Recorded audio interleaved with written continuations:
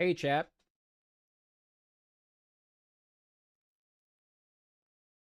Lizard.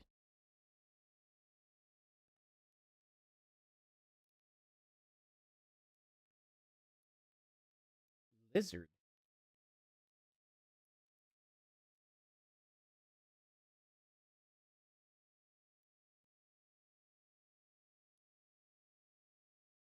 You know, I forgot that there was a group named Ween.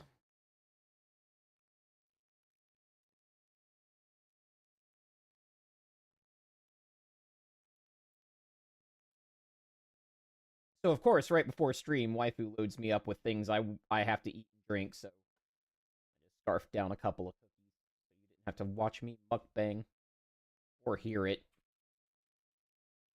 Hello, Mike. But yeah, now I have this hot cup of coffee. What will I do about her?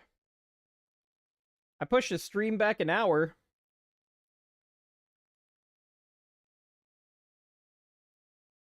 What do you mean, how do you know they enjoy the mukbang experience? They don't. No one enjoys that. Not with me, anyway.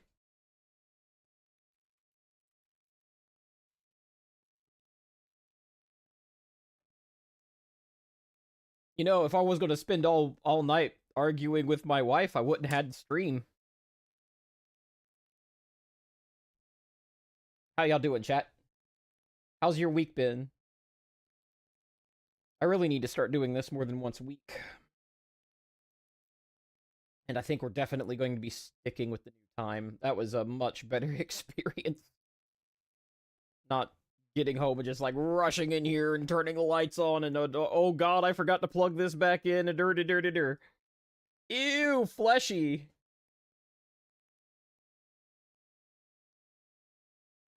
You're gonna be sore tomorrow? Oh no! Hold up. That's been every stream for a few streams now. Not that I mind, but we go in seagull mode. When I get a background for seagull mode, he's going to stop redeeming it.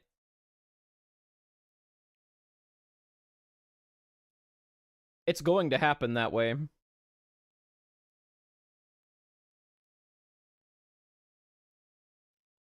Hold on.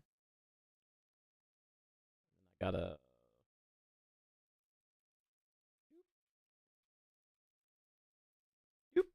And then that. I'm gonna have to get that on a hotkey or something. That was your first time? Well, hey, at least I remembered to post the times for stream in Honolulu time. You gotta give me that one. You know, now that you're...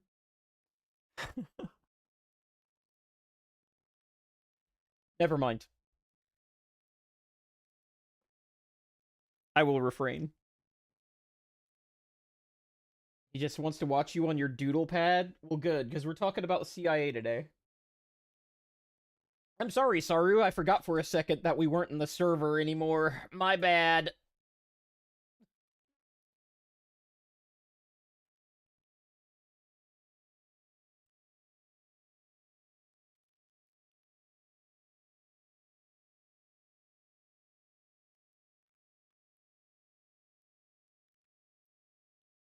Yeah, you're in San Francisco now, right? Thanks for the glizzy, Zynek.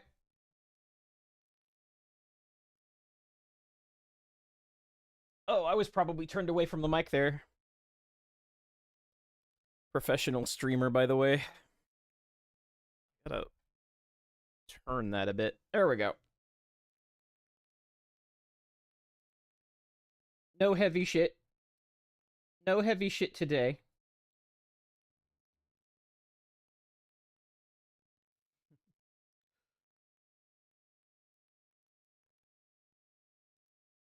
Oh, oh. Can we see that? Do I have to move that? Okay, cool. Yeah, keep that there for now.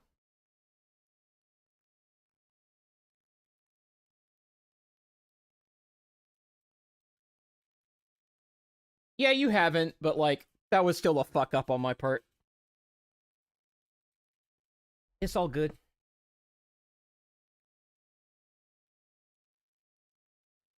Let's see. Let's... I need to redeem that, like, toggles the seagull mode so people can really fuck with me.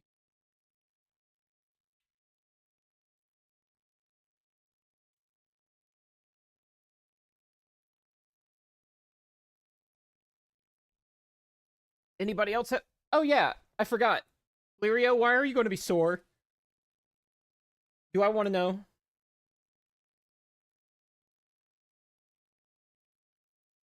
Do I want to know?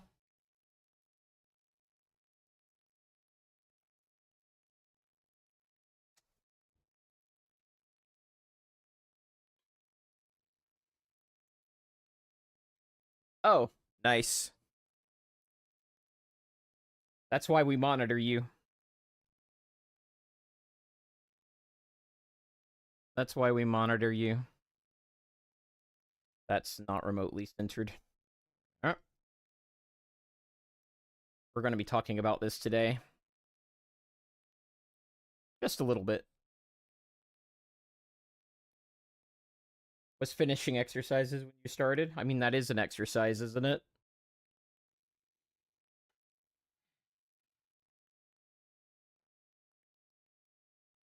I cannot tell you guys how much better I feel having an hour and a half instead of 30 minutes. Heavy lifting! Alright, what's on the docket today? You know, obviously we're going to be talking about the CIA triangle.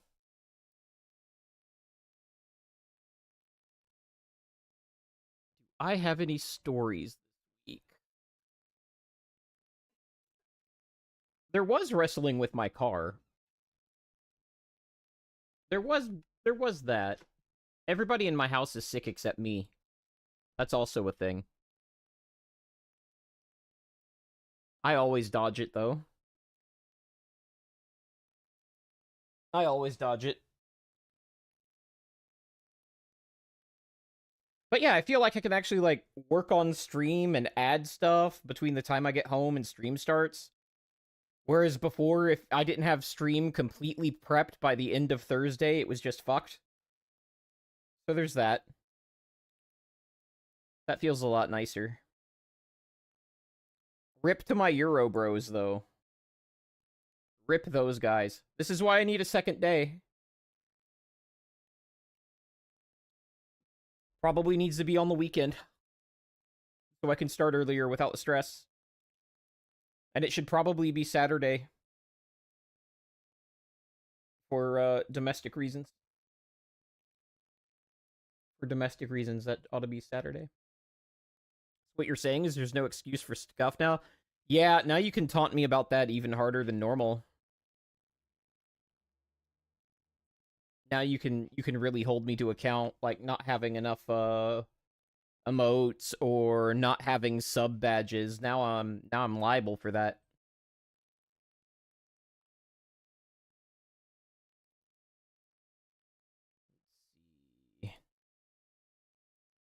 Chat.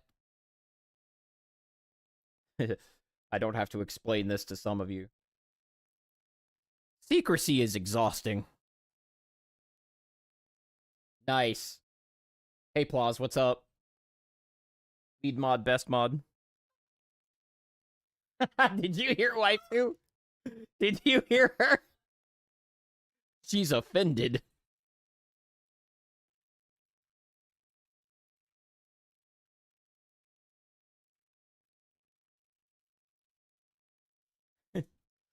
She made that noise that women make when they're offended.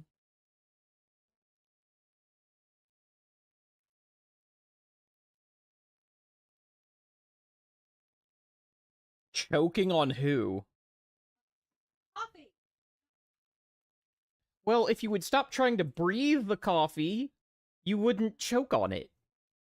Have you considered not trying to breathe coffee? She doesn't know that I can't hear her at all because I have my headphones on. I've had these headphones for several months now, and she just can't. She can't. You know when I have them plugged in, waifu, they can't do pass-through mode? They just literally can't.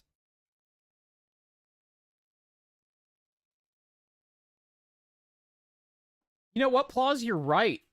I forgot about that since Nero was on vacation. But you're right, she does do that. She does complain when Nero constantly implies that she's his only mod. But here she is, demanding attention for being a mod. I'm sure RM hasn't been listening to waifu for years now. No comment. But hey, it's not the first time she's held two fundamentally diametrically opposed opinions at the same time, let's be real.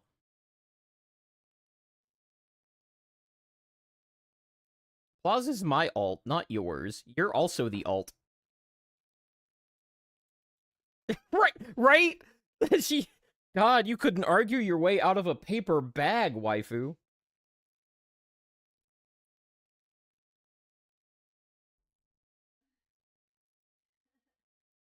That's not how every man makes it through marriage, ignoring the waifu? Nah, man. Nah. I actually pay quite a bit of attention to her. Just not what she says. She gets a lot of attention paid to her.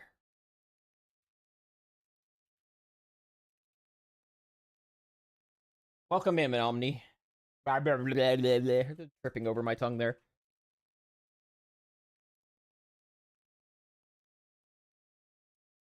I want to talk about insurance companies for a second.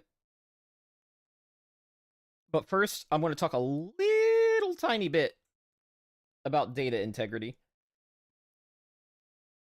A little tiny bit. And also, not having reported any of the CPEs I've earned for the whole year, which I talked about last stream, so I won't rehash that. I don't know how waifu is, but she made me a good dinner, and that was great. As for me, I'm fucking exhausted. And I'm exhausted. Oh man, I don't even know why. I think I had eye strain by the time we hit 11 a.m.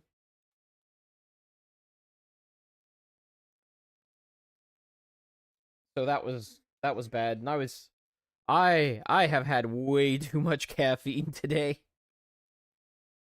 I had like 2 Coke Zeros, a White Monster, waifu made me 2 espressos in the morning, and then she just made me another cup of coffee a few minutes ago.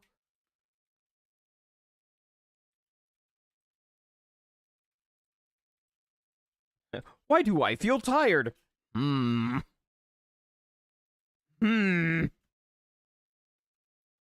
What could it be?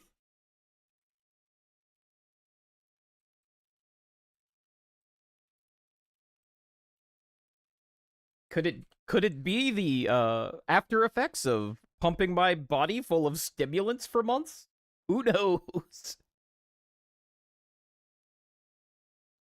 Oh, I had a fun interaction with my psychiatrist because of certain side effects I'm having to my medication. I assumed it was a stimulant. It is not. I've been on this for like a year and a half now. And I just assumed it was a stimulant because of what it was doing to me. And it's not. So he's like, yeah, well, it's a psychologist I told that. He's like, we might want to talk to your psychiatrist about that. And if y'all don't know the difference, one can prescribe medication and the other cannot.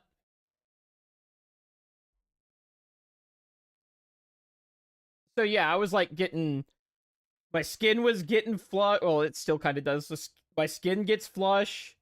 You know, increased heart rate, sweats, all that stuff. And I'm like, oh, obviously, that's the stimulants. I don't take stimulants. So I'm having some sort of reaction. Anyway. I'm still working. I'm currently staring at 6 spreadsheets, 2 network diagrams, a certificate registry, and an email train, trying to get some last-minute changes to a product for the boss man.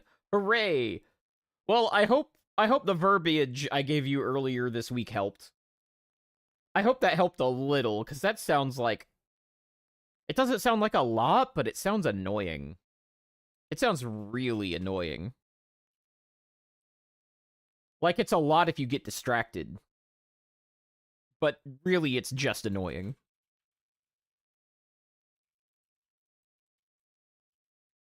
I only had the one that could give me the meds. Okay, why is that a riot?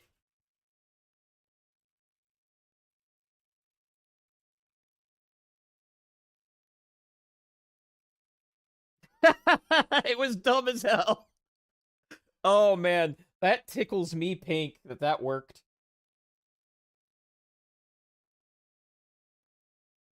To sum that up real quick in a way that I know that I can talk about, Omni was having trouble with Corpo Speak earlier this week, so I helped him with Corpo Speak, which I'm pretty okay at. I'm pretty okay at Corpo Speak, so I was able to translate for Omni there. You gotta let me know how the s'mores from Dubby is, Omni. I'm curious. I know you don't have it yet, or maybe you do have it yet. I forget. I forget where we are in that saga.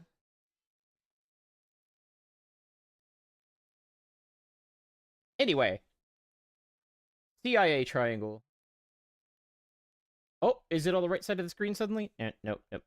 There we go. Alright, so this isn't the CIA you think it is.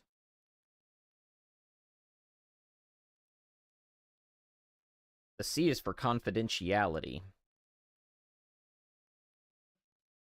The I is for integrity. That also probably doesn't mean what you think it means.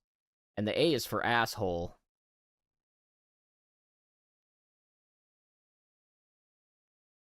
Can I fit this vertically? Nope. A is for availability, which is a huge L. Integrity Farms. There's a software called Tegrity that does, like, lecture capture. And farms is kind of like what college is right now. They're kind of farms. So that gave me the image in my head of, like, lecture capture farms at an industrial scale. Which is kind of what's going on. Anyway. So this is kind of like our... In security land, these are like our guiding business principles. Oh, Omni, I was asking if the s'mores from the Dubby drink company was any good. Schools, farms, combine, it's all making sense now. I need some emotes for chat that are basically schizo coded, and I need like several of them. I think the Illuminati eye is like a default Twitch thing. Maybe it's not, but it's in a lot of chats. But I need some more like schizo. Yeah, I need the voices. I need that. I need something akin to I want to believe.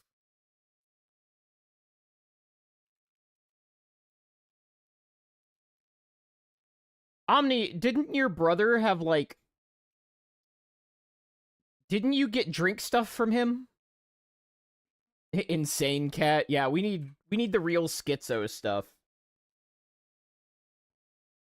Or rather, I do, so... Oh, right! He said brother-in-law. I just stop reading sometimes. I'm just like, oh, the B word. Hey, Kyrus, what's up? We're learning about the CIA right now. But not that CIA. We're looking at a different CIA, which I'm sure is not a deflectionary psyop. Also, Lirio is my favorite monitored suspicious user. How was your week?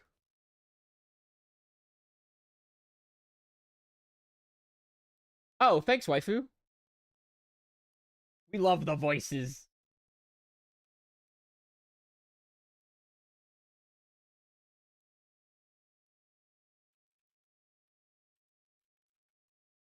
I love that emote so much. It's great for when, like, you accidentally have 3 instances of your Spotify going, and they're playing the same song at slightly different delays.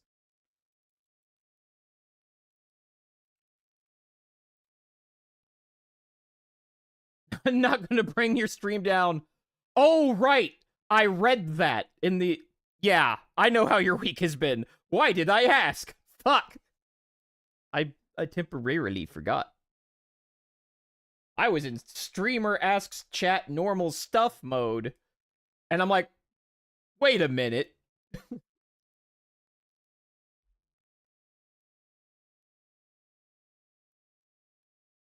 Hey, Snacks, what's up? I love the Peepo tinfoil. That's the best.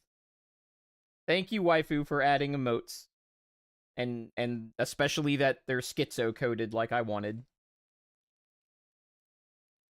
Alright, so when we're talking about cybersec, integrity means that you have assurance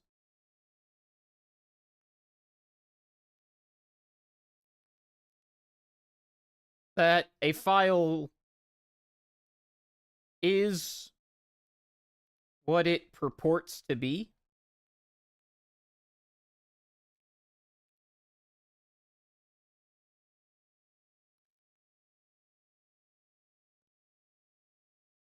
So, when I say that, what I mean is, like, if I have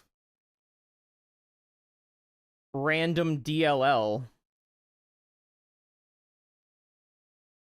and then a program imports its own random DLL and sideloads that,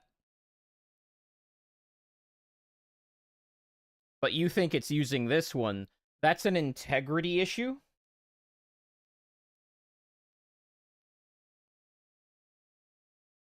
Integrity also means that no unauthorized changes have happened to the file. Or that the file that you received is the file that you were told you were about to receive. There's ways of checking this stuff, but that's basically what integrity means. And a lot of people get confidentiality and integrity confused. Or rather, they think of them as so in hand that they're inseparable, but that's not the same thing. Confidentiality is that only authorized individuals and programs. Oh. I'm trying to write too small. Only authorized. We'll just say entities.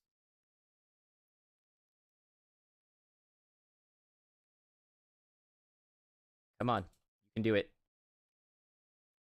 Have access. And I won't spend too much time on C and A because we're talking about I today. But these are supposed to be co-equal. And the reason I bring that up is because security professionals frequently minimize availability to achieve the other two. Get shrunk. Idiot. That's why, I will call IT or security professionals that have that predilection. I'll call them little a. I'll call them little a security professionals, and there's a lot of them. We have a lot of little a security professionals. They tend to focus on C more than I, and I more than A, but C and I are way outside of where A is. Yeah, there we go, the schizo. Waifu's at work. Waifu's working.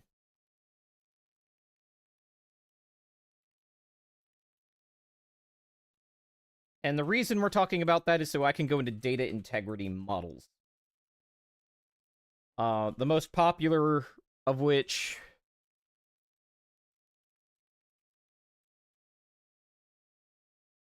is the Biba integrity model.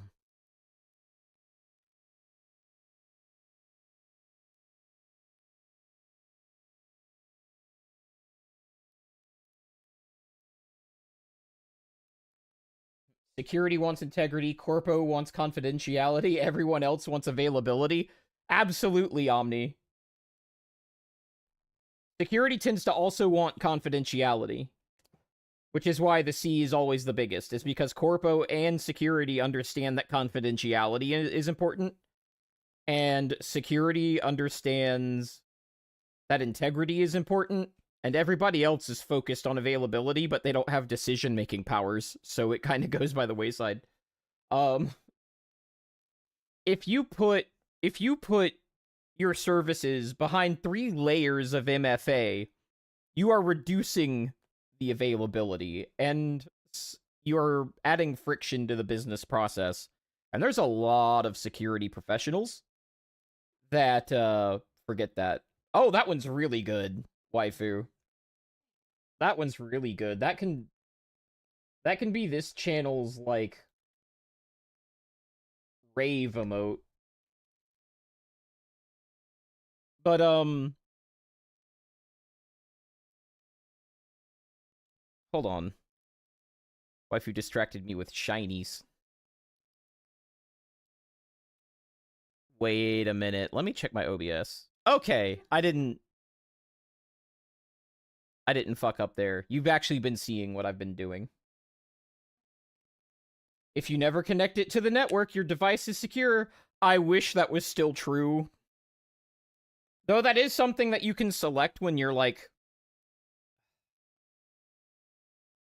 when you need to get data from a 3-letter agency to do research, they still allow you to pick the physical silo option, and I think that option should be less available than it is. Because physical siloing adds its own problems. Now you've got to, like, police people's USB drive usage/ownership. You gotta, like, pat these people down for USB drives and shit. Nobody does that in my industry. It would be kind of a scandal if you tried, really. But they do let them pick physical enclaves. And then they sign a piece of paperwork that says, yeah, we understand, and pretty please, we won't use the USB drives, and we're doing that on a honor system basis. And it's like, oh no. Oh no. And then, like, when you have a physical silo, your ability to back that data up is severely compromised. It's just, I don't like the physical silo option. I think it should be a lot more restricted to use that option. Of course, that's why there's a lot of, like, 3-letter agencies that are removing that that option and instead running secure terminals in their own virtual environment and then making you access those. And the secure terminals have data exfiltration prevention measures so that, like, you can only work on the data inside of that virtual enclave and you can't export it. Obviously, you can have things read the screen, but that's pretty laborious, and there's nothing stopping that from happening in a physical data enclave either.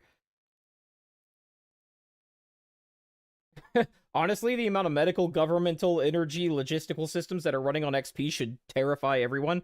I agree, Kiris. I do not know why that's a thing. It's like, if you needed to be on XP that badly,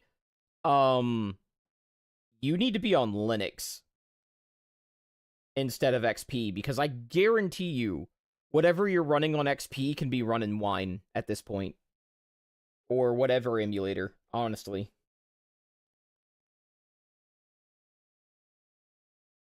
Or you can have a Windows XP virtual running inside of that Linux system. You know, there are things you can do. Speaking of which, we finally decommissioned our Win Server 2008. Ooh, 2008 R2. You know, that's kind of bittersweet for me, because that was like the last Windows Server version I thought was really good. Like, 2012 was basically just a clone of 2008 R2 with some better features and like some better roles included by default. But really, 2008 R2 was like, that was the big upgrade. And there's not been a version of Windows Server I've been excited about since.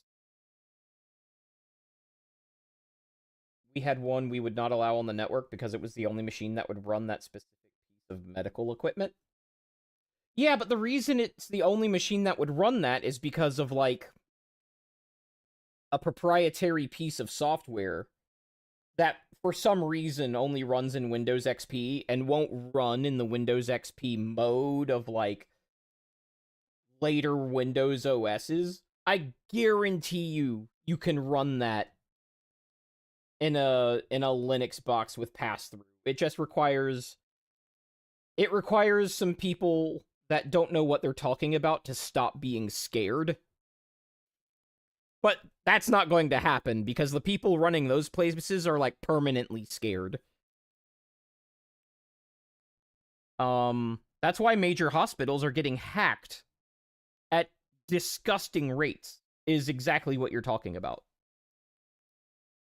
Medical information is just being hoovered because of the systems that hospitals are still using.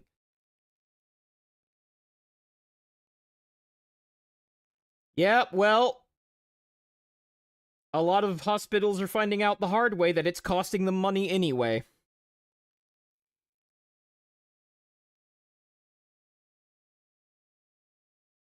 I wonder what their cyber insurance looks like. You know how many hospitals would basically go bankrupt if you suddenly... Because we're talking about cyber insurance today. Actually, that's a good segue. How many hospitals would just have, like, a huge, basically bankrupting amount of money that they suddenly owe if they were required to have cyber insurance the way that my organization is? Because, like, first of all, if you're running that many XP systems, you can't get cyber insurance. Second, if you can, it's going to be through the nose. Lirio says, I remember hearing something about government military hardware being specially retrofitted to keep older OSs running because that's more cost effective than mass adoption of new systems. It's not more cost effective, though. Oh yeah, they pay way under market rate. They hate tech, fundamentally. They hate any tech that doesn't come with, like, radiation warnings and doesn't, like, spin. Hospitals really seem to like technology that spins.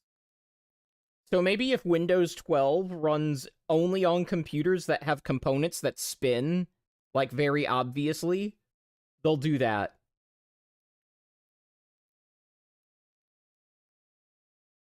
Hospitals love technology that spins. It's like their thing.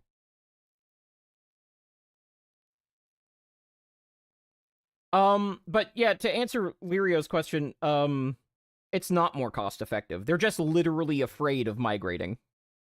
Like, actually afraid. Yeah, attach, like, a bunch of fans to the outside of the case, or, like, Put the case on a lazy Susan. Put the whole case on a lazy Susan. Wait until you tell them about electrons. True. Let me get back to this data model stuff.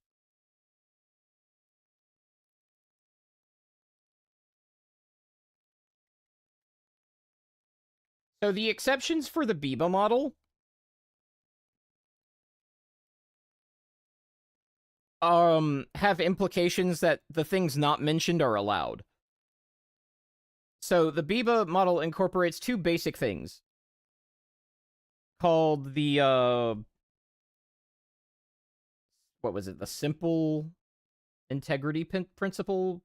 The simple something principle. Now I gotta look that up. The simple integrity property. There we go. That's knowing what that is called is not the most important thing. The next two things are the important thing.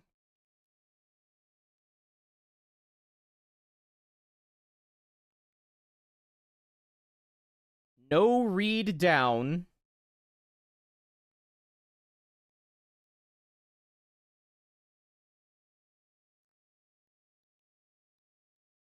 No write up.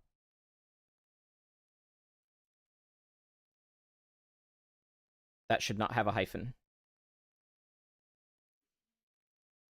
Those are the two properties of the Biba integrity model. Hi, Noodle, what's up? God, it's late over there, isn't it? Or early. It's either late or it's early. Which one is it?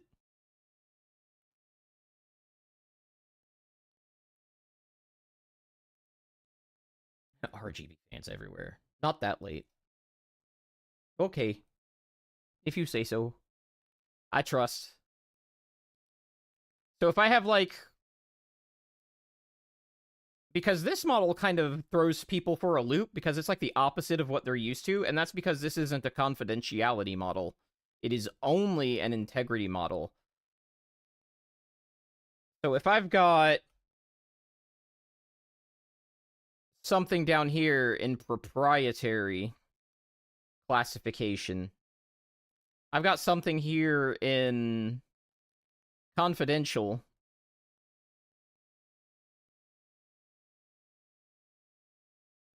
and I've got something up here in secret. The people at the confidential security context, they cannot read what's in the proprietary. And on most systems, you're used to the guy that has, like, more privileges being able to, like, read everything. So in a typical IT, this guy up here, the secret clearance people, could read everything on this system. But that's not how the Biba integrity model works. And the reason for that is that you do not want people at higher clearances reading data that may be intentionally poisoned or unvetted or stuff like that, and then updating higher clearance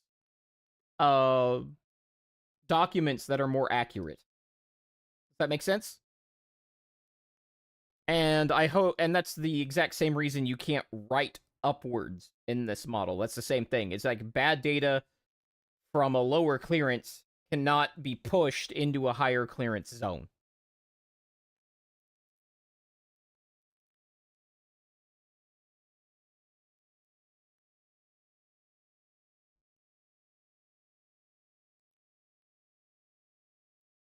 So most people are familiar with, I think it's called the STAR model, which is a confidentiality model, which is the exact opposite of Biba, which is no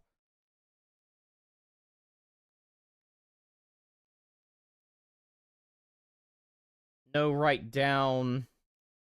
Actually, we'll get rid of that.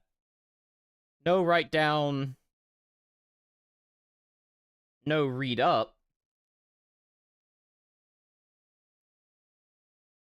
And actually, most people aren't even used to that. Most people operate under Most people operate under no read up, no write up. Most people operate under that. So I was talking about a confidentiality model, and I realized y'all don't even do that most of the time. You've got this fuck-ass shit right here, which is neither confidential or integrity.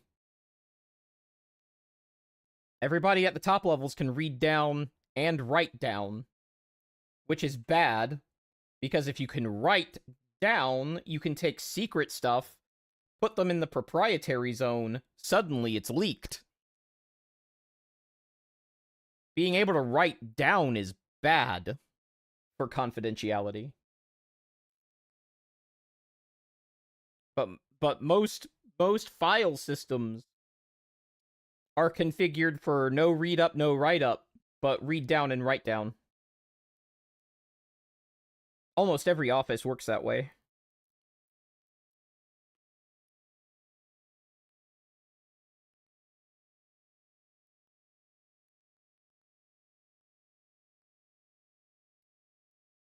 By the way, this oh yeah, that's the DMs. Yeah, I knew that. I was reading the server. I knew that, Kyrus. I was reading the server. I don't think I commented on it, but I do back read. I don't always have time to be like, oh hey, I back read. Wow, that sucks. But yeah, I did read that, and I did think that sucked.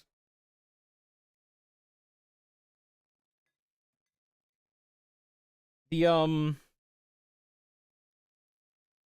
So why are we talking about that? What possessed me to talk about that? And just basically, I wanted to address the gossip problem in streaming, essentially.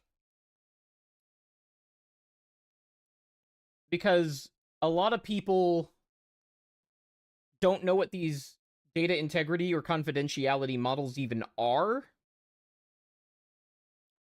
much less apply them. So like when somebody gets on Twitter, right? I've seen this recently. Somebody gets on Twitter and they'll be like, "Hey, I want to do this artsy fartsy fan art thing.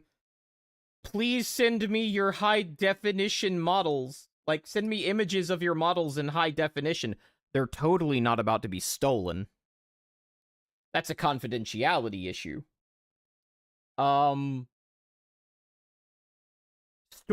Storing your model in a place where somebody else might be able to alter the model files and just break them, also not a good idea.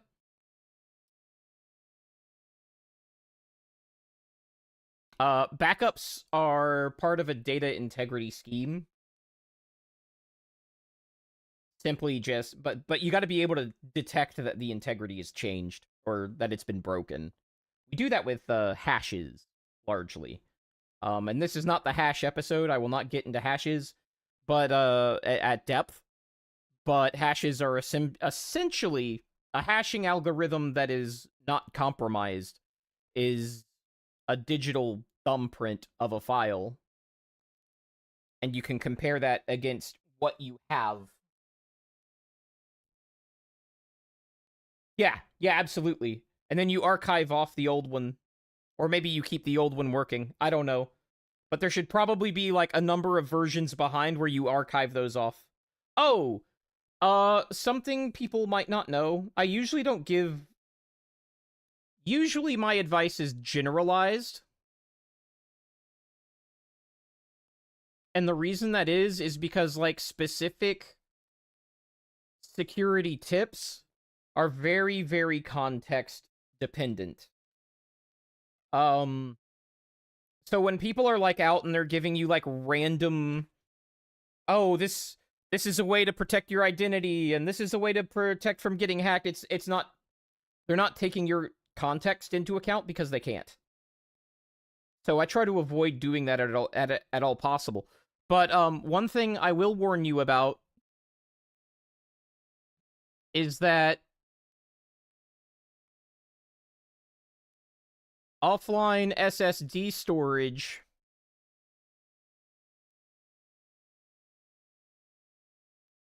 is somewhat volatile.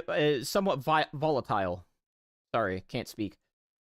Offline SSD storage is somewhat volatile. To keep your data, it kind of needs power every now and then, and you can't use that the way that a lot of people will like use mechanical hard drives and then just unplug them and store them somewhere.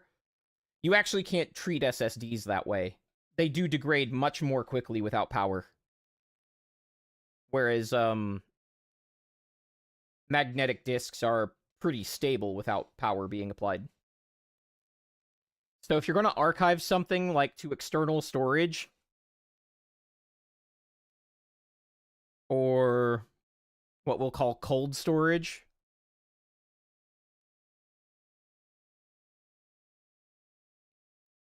use hard disks for cold storage. Do not use SSDs for cold storage. Yeah, one day we'll get into like exactly how SSDs work, so I can drive this home a little harder. But we don't need to get into that right now. So that's a specific tip. That's a very rare specific tip you'll get from me. Use hard disk drives for cold storage.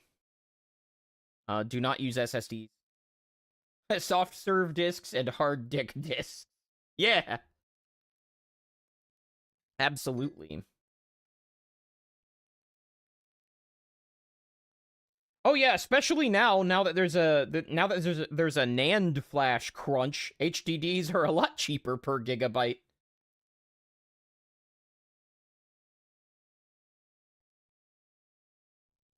Imagine using QLC. Imagine using QLC for offline storage. Yeah, don't do that. I did not see that tech lost 1 trillion today.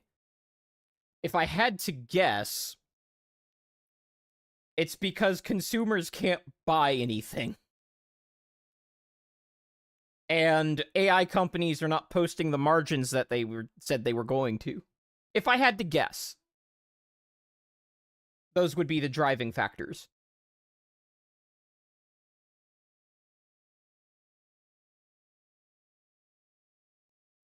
And when I say consumers, I'm including like commercial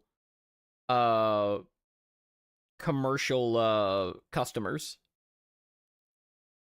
Damn it, where's Nero? He could comment on this. Commercial customers are also getting cold feet about their life cycle upgrades. Even customers that are normally very about regular life cycle upgrades. Oh yeah, can we talk a bit about planned obsolescence and like the security industrial complex? Where like your two-factor authentication providers like, yeah, this hardware doesn't work anymore, so because reasons, we don't use it no more and it won't be supported, so everybody in your organization that relies on this 2FA has to upgrade. And the things they have to upgrade from are like Android 10 and like iOS 16.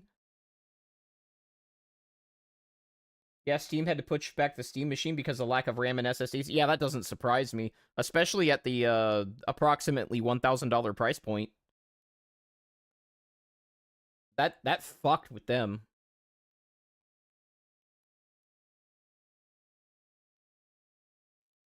Anyway, back to Biba.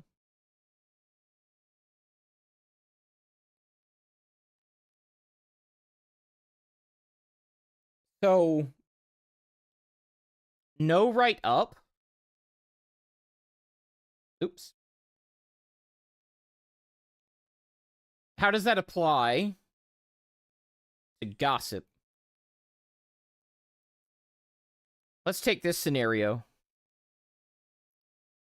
The little Chinese telephone. You've got a fan. And that fan either hears or makes up,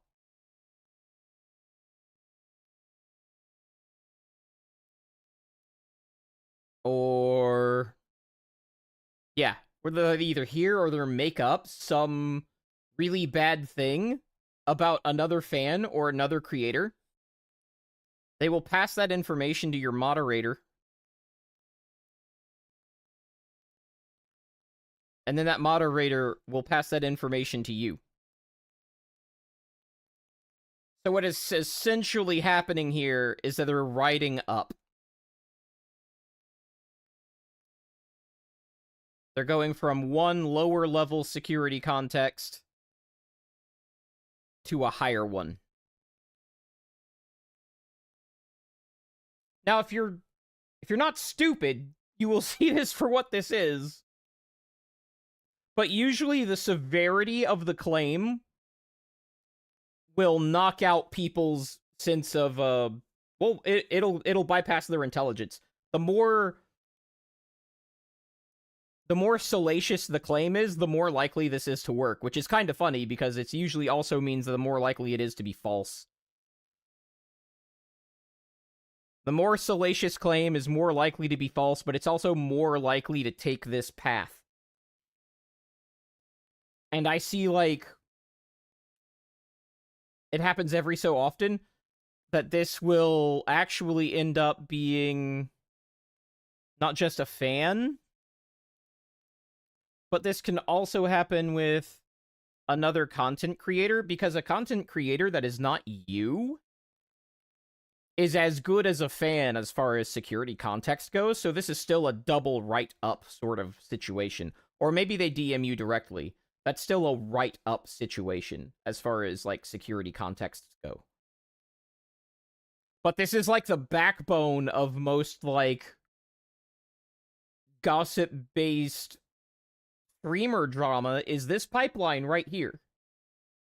Where you're taking low-integrity information and you're passing it up one or more security contexts, which is a lack of data.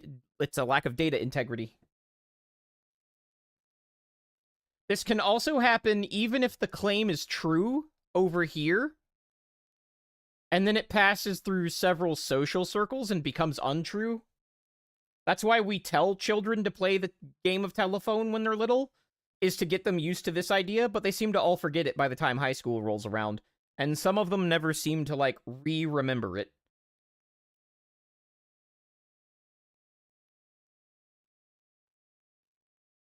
But this actually does quite a bit of damage, like real financial damage, to the entire streaming ecosystem. And you should watch out for it.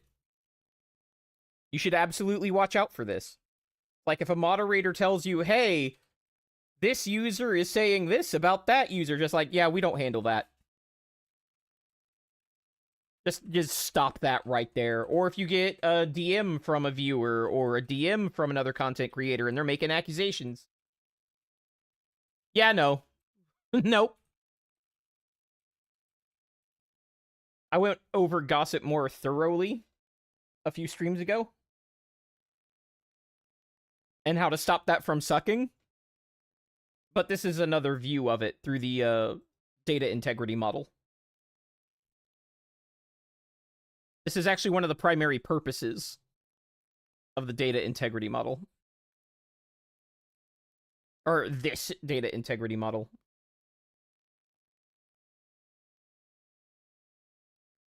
One of the other reasons we like integrity in our data is because there's a security principle that a lot of people forget about.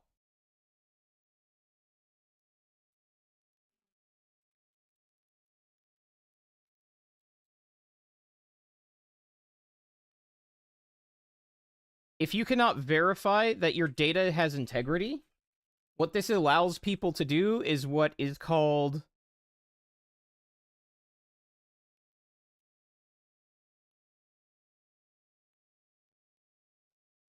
a repudiation attack.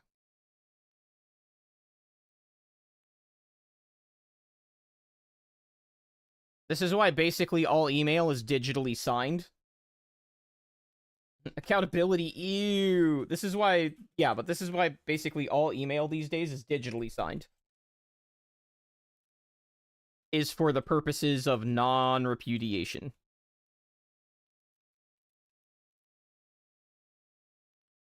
Digital certificates are a combination of technologies. One generally is leveraged for confidentiality, but the other is leveraged for integrity, which is the file hash. And the file hash is usually part of, or maybe the public key to access or to decrypt. Is essentially like a certificate bundles that idea. So if you use the file hash for the decryption key, the key fails if the file changes. And then you can't decrypt.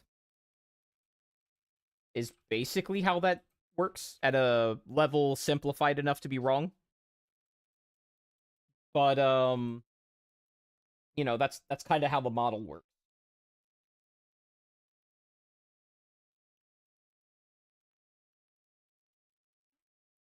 But if you have somebody constantly breaking the rules and causing problems, you'll notice that one of the first things they do is go, nuh-uh, or it's actually secretly this other person's fault. And when you think about gossip, I want you to think about how many people instantly deflect that way. It's like, well, actually, this other third party was the real bad guy the whole time, or, oh, I said that, but I meant something completely different. These are attacks on data integrity. And you need to not fall for those things. Like, think in your head, what does that change about the things that I know? Usually nothing. Usually nothing. I manage all the device certificates for my organization, and it makes me want to play in traffic. Oh, did you guys hear about the, basically the death of manually managed certificates? I know Omni has. Did you know you can no longer maintain a certificate for an entire year? I think we're down to... what was it, 200 or 220 days? See you, Curious. And I appreciate it. I guess 200 days now is how long a certificate can last, and I think eventually we're going down to like 90 days or something crazy like that. I have a whole email, but basically, if you're not auto-enrolled at this point, you're fucked. If you don't have a certificate auto-enrollment handled, you're just kind of screwed.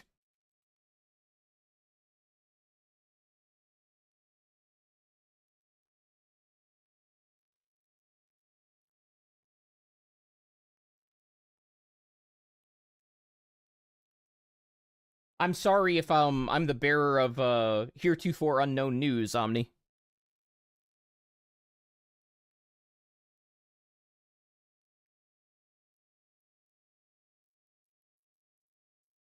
Anyway, ads start in a minute, so I'm going to go ahead and start them now. Take a water break. The government still hands out 3-year certs. Ooh, that's naughty. Because that directive comes straight from CISA or NIST. I forget which. But that directive, that's a government directive. Not that it surprises me is that the government doesn't follow the government directives, but kinda naughty. Kinda naughty. Anyway, we're gonna go ahead and start an ad break. I'm gonna get some water. Y'all behave while I'm gone. I want to turn the music up.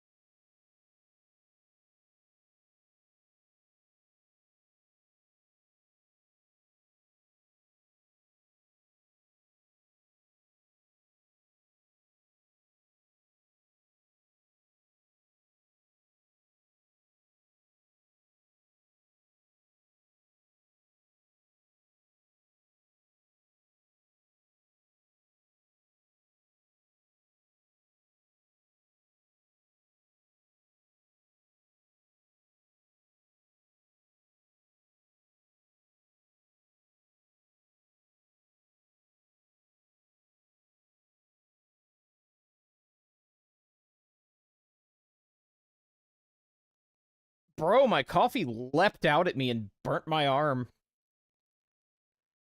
Rip. I can see you. I can see you making out in chat.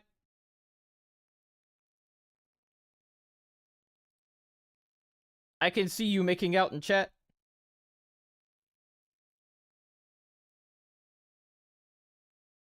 And the Illuminati's here. I see everything. And I see the homies kissing. Damn it, he got me. He got me. He clocked me in one.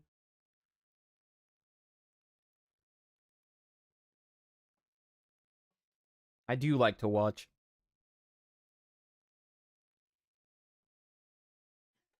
Alright, so.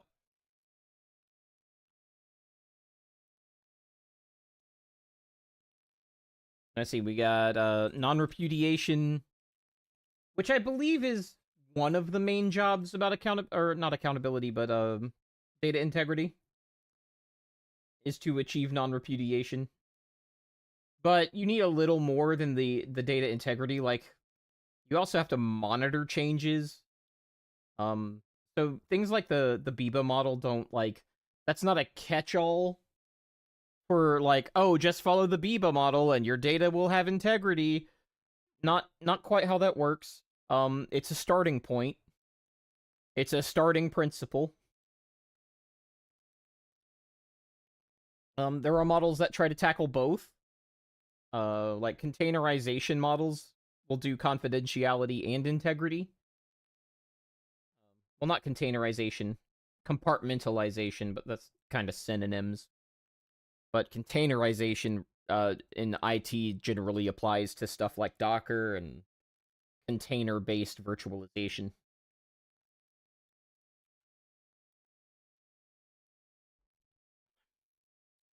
Wouldn't it be on point to teach my chat how to use Docker? We could have a whole stream about docking.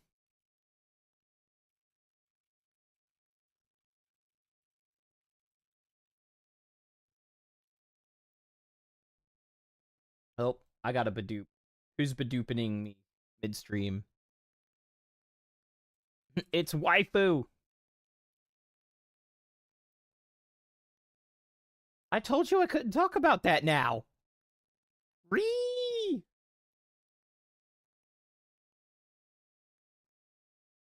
Oh, Spicy doesn't know! Chat, do we tell him? Do we tell him? Spicy, I want you to go to Google. I want you to make sure that your safe search is off. And I want you to do an image search. And just type in the word docking. Oh, okay. Okay. Well, if anyone else in chat is confused, I suggest you do that.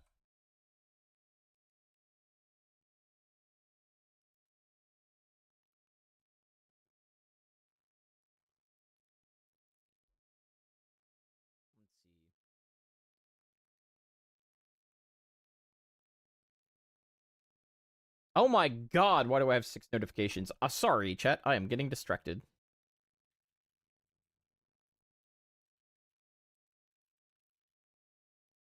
I am getting distracted.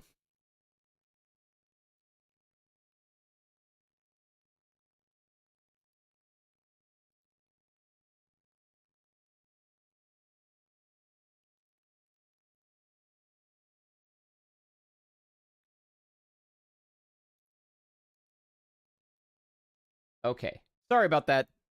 Sorry about that. Professional streamer moment. I can't not be distracted. It's too much. It's too much. Also, Curious gave me a shout out in her streamer channel. That was very nice. Oh, let's see. So I was going to tie that into, like, another topic I wanted to talk about today. And I am just... Once I move more than a few windows, I start going back to, like, the same 2 windows over and over again that aren't the window that I want. But one thing I noticed one of the reasons I'm going over dry, boring ass shit like this is because VTubers, but like content creators in general, but I would say especially VTubers for some reason, have terrible cybersex support at the industry level.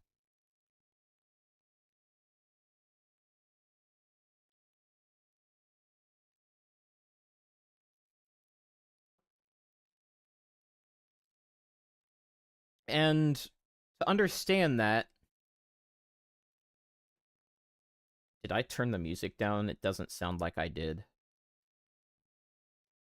No, I did. That one's a little loud. Okay. And the reason, yes, cybersex support, they have plenty of that. They have plenty of that. Even they've got that from Twitch. John Twitch supports VTuber cybersex by relaxing almost all of their rules for VR chat. I do need a goon command.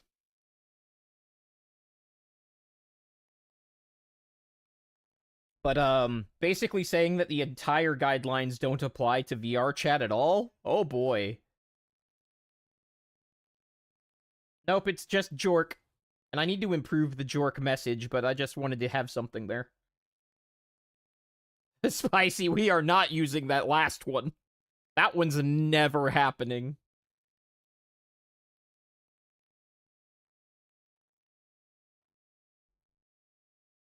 But the reason they have, like, terrible cybersex support at the industry level is due to a few factors. One is a high level of secrecy. Pizza. I think I would rather have a pizza command than the other one. I'm not even sure I want to say that with John Twitch watching. I don't even want to repeat that with John Twitch watching. Well, you see, Plaus, I think John Twitch doesn't actually hate that, and that saying the word pizza is enough cover as far as he's concerned. That's what I think about that. It's not that I won't say that word. It's that I won't say that word in front of Twitch. Technically a safe word, yeah.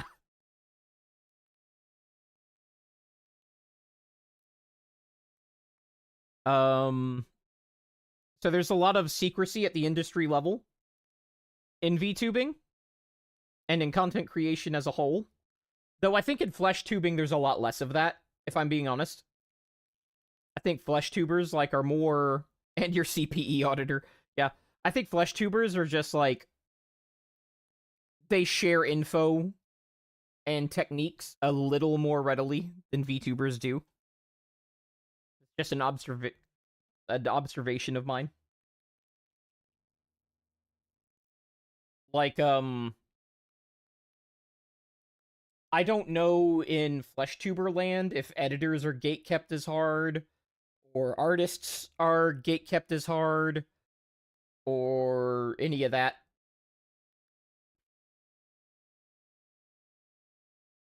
Though I'm not sure FleshTubers hire as many artists, or if they do, it's just like the thumbnail generation bros. You know, they're not doing like full body models and shit, but like a lot of that stuff in like VTubing is gatekept. Like real bad. Editors are hoarded. They don't talk about how they know each other. You'll notice that like the Austin or the LA FleshTuber circles are always talking about the people that they talk to, and they talk about that like very casually. But VTubers don't do that so much. There's like a few circles where they'll do that, but the circles that do say that they talk to people are in, you know, those have perfect overlap with either a corpo or they openly collab a whole bunch.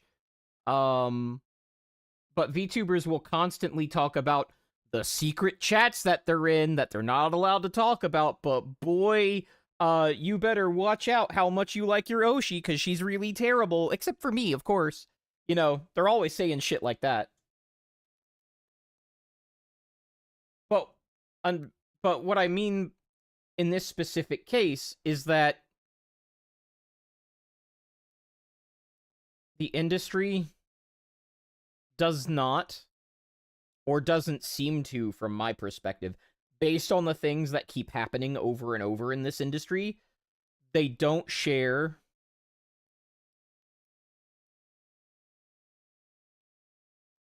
risk data. So, like, when Company A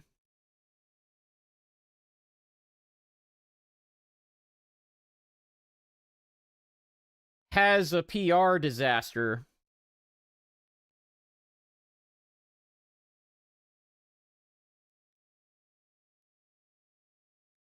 those costs are, yeah. You know what else? This is in a list. This is in 2 lists. This song is in 2 lists that claim that they're alt rock. And I have never clocked this song as alt rock ever. So that's a little weird. I know you love this song, waifu. And that is about your speed. It doesn't surprise me at all. I had the biggest boy crush on Alanis Morissette, though, even though I knew this song was, like, just wrong on many technical levels. Yeah, this is just a pop song, man. This is just a pop song. I had a... Definitely black metal. Did y'all see that in Discord where I post, or yeah, it was a different Discord, so some of you didn't see it. I searched for 90s alt rock, and one of the suggested artists was the Beatles.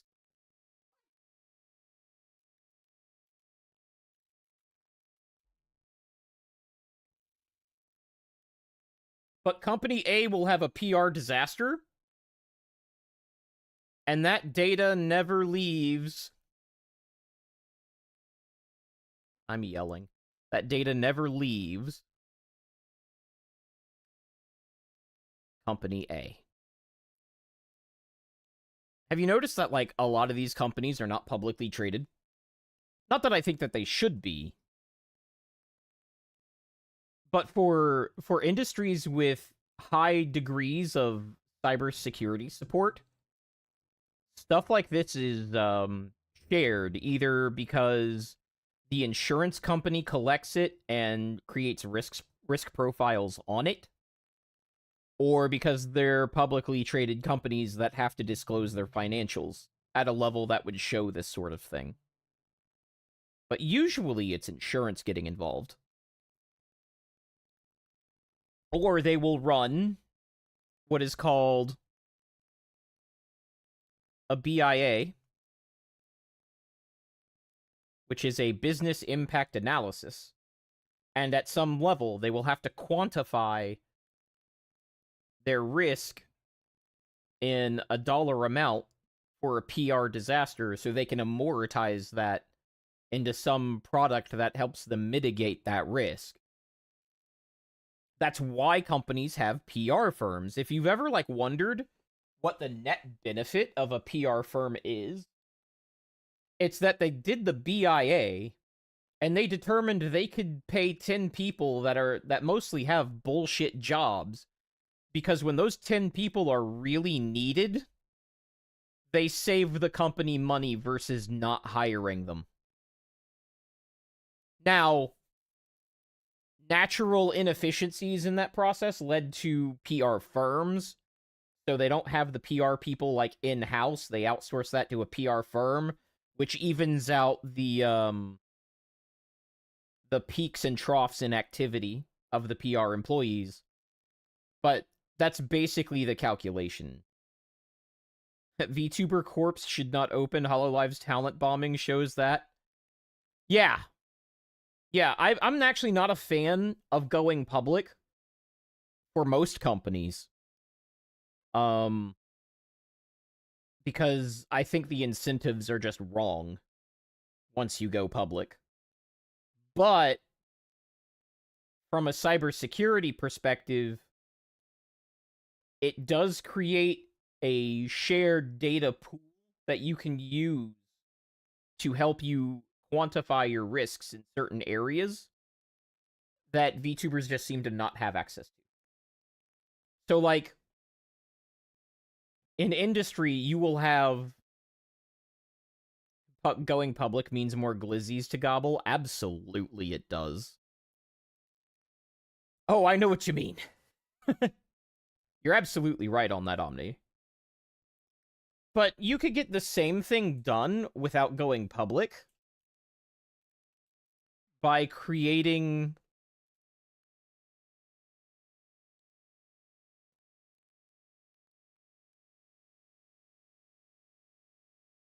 an industry, you could call it an advocacy group. That's not quite accurate, but like an industry, we'll just call it an entity that many people in the industry are a part of, that monitors the industry in a non-governmental way. You actually interact with these organizations more than you might think.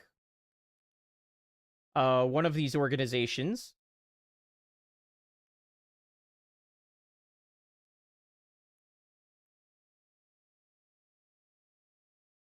is the ESRB.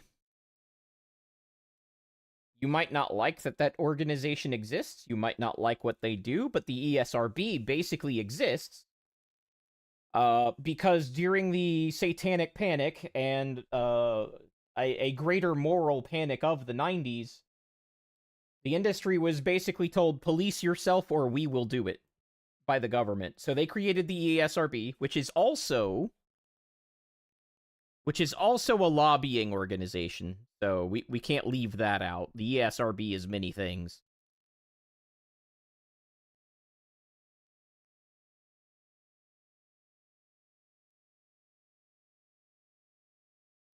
But this is a non-governmental industry regulatory body.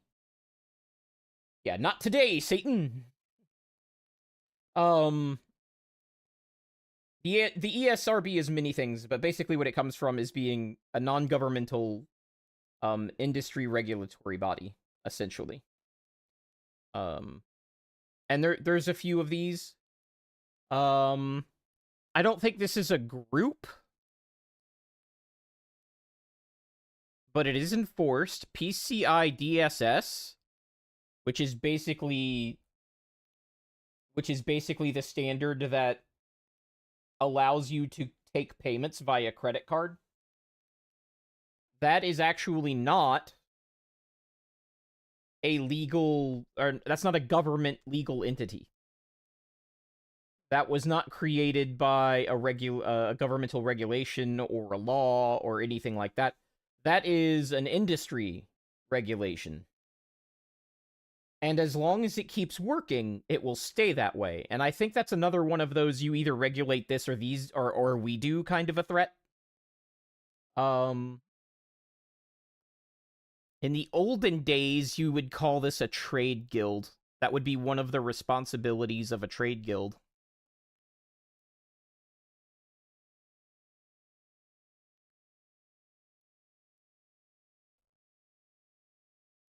That would be one of their jobs. Though, you know, they also gatekept, and like they're also like, hey, we're making too much money. I need you guys to take on a lot less apprentices. We're only taking the cream of the crop here because, you know, we might actually have to work for a living if we took on too many jobs, or if we took on too much labor. You know, They're kind of protectionist like that. They always have been. But so I don't mean to like romanticize trade guilds. There were a lot of negatives to those. But I can't say it's gotten much better, like in the modern take. Like the modern equivalent of trade guilds do like the exact goddamn thing. But instead of being like, oh, we shouldn't hire any more people, what they do is like, oh, let's see what kind of handouts we can get from the government and which politicians we can pay off this year. It's like the same grift, it's just achieved in a different way. How can we get our product mandated? Like, morally not the greatest thing, but the guy who managed like the lobbying team that over at GE that managed to get the US government to say incandescent bulbs were bad and that they were going to go away and that everybody would have to buy these CFLs before like a certain date. That dude made money. That dude made GE money. He did his job very well.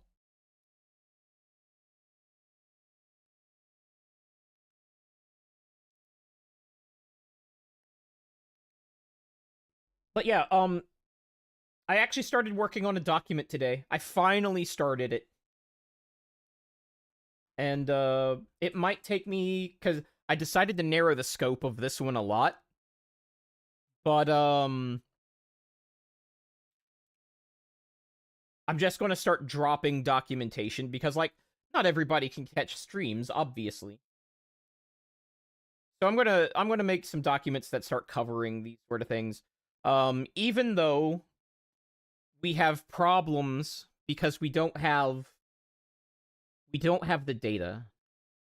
People like me, we just don't have the data. Because of those things I was talking about earlier, there's a lot of secrecy in the VTubing industry. Data's just not shared. They don't have industry groups focused on cybersecurity or safety.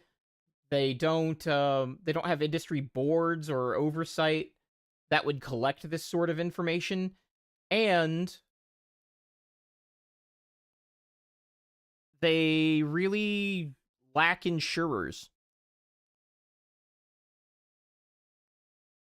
And before some corpo member calls me out, I am aware that there are some very limited in scope insurance products for companies for their streaming talents and celebrities in general. It's not even focused on streamers. For the risk of being doxxed, there are actually insurance products to cover companies for employees that get doxxed. But that's about it.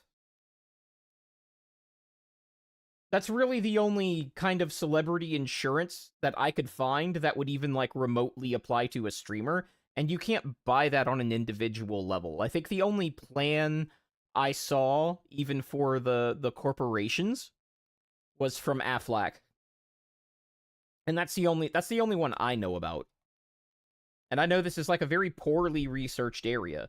And the reason it's poorly researched is because insurers haven't come into the market yet. And I think the reason they haven't come into the market yet is that there's just not enough margin to pay insurers. One of the reasons these corpos keep going down is just like being profitable in the streaming environment is very tough.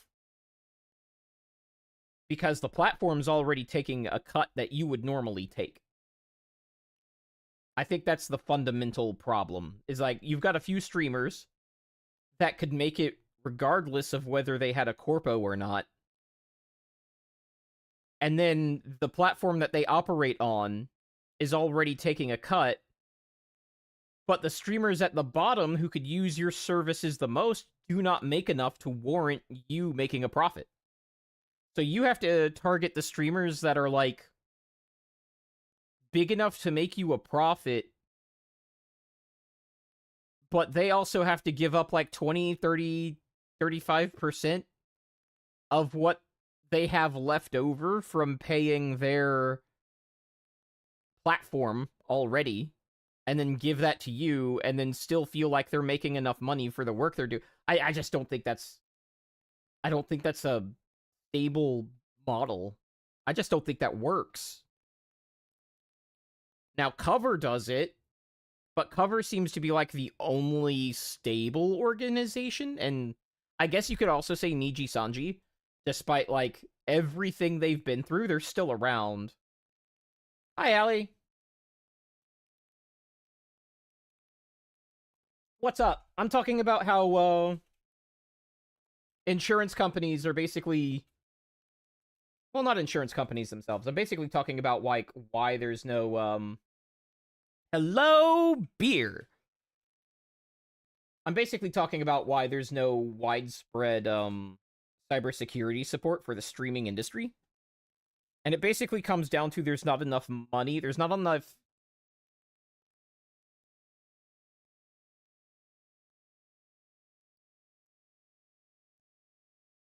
Hold on.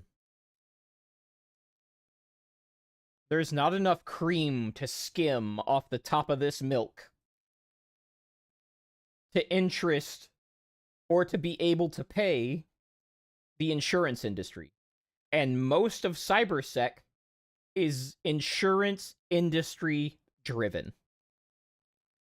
EGJP is what keeps the yacht afloat? Yeah, basically.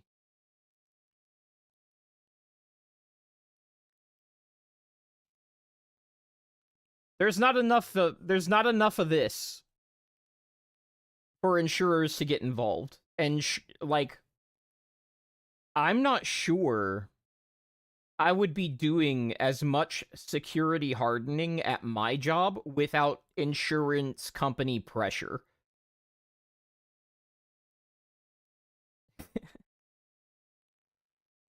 What I mean by that is like 80% of the security hardening work that I have been doing over the last year and a half has been prompted by demands from our cybersecurity insurer. There's like 80% of the hardening I've been doing over the last year and a half has been insurance company driven. And the reason that is kind of insidious. And see if you can't think of other industries this might apply to. Nudge, nudge, wink, wink. So my industry is regulated to require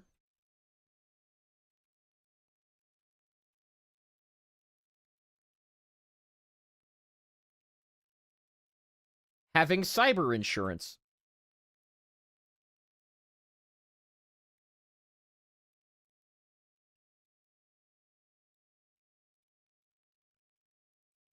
Heck, everyone thinks I'm stinky. Nah. Nah, I see the pictures you post. That's not stinky skin. Stinky skin would be covered in a lot more blemishes. I did say hardening, Saru. Pants pinch.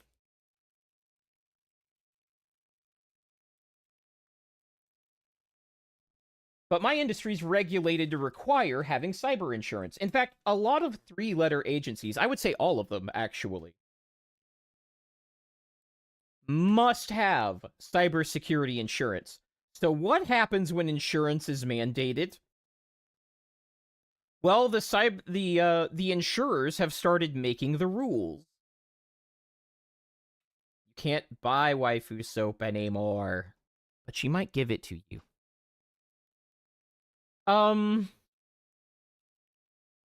She might give it to you. So they start making rules and raising rates. Because, let's be honest, insurance is gambling where the house always wins. I mean, that's most gambling, but the house always wins in gambling, and insurers are like... They're gambling. They're risk amortization. So they're going to amortize your risks, which means they have to calculate the risks, and then they're going to add some cream on top of that. So what they're going to do is make a fuck ton of rules, and if you don't follow those rules, your rates go up. So, in a sense, we don't get to make our own security policies. The insurers do. I mean, I gotta make it interesting somehow, Saru. Insurance is a scam that snaked its way into everything. Yeah, I call it the cybersecurity industrial complex. Because in a normal world, I could look at the cost of cyber insurance and go, that's too much for our risk profile. But because I'm regulated that I have to have it, I can't make that decision. And I have to basically dance to their tune. Even though they really don't have any knowledge of our operations, and what they require is not tailored to our operations at all. It's just like this global thing. So it creates problems. Like I said, 80% of the security hardening I've been doing is to conform to insurance dictates. And in a lot of ways, there are some ways in which following those has made my environment less secure.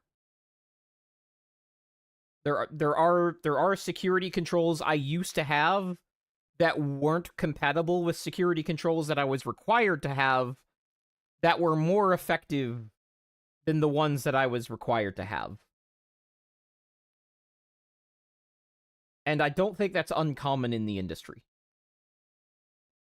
Anyway, the whole point is there's not enough profit in VTubing right now that these people are involved. And for all their faults, they really do. They really do crunch some numbers and come to some conclusions. Here's examples of numbers we don't have. Percent chance to pick up a stalker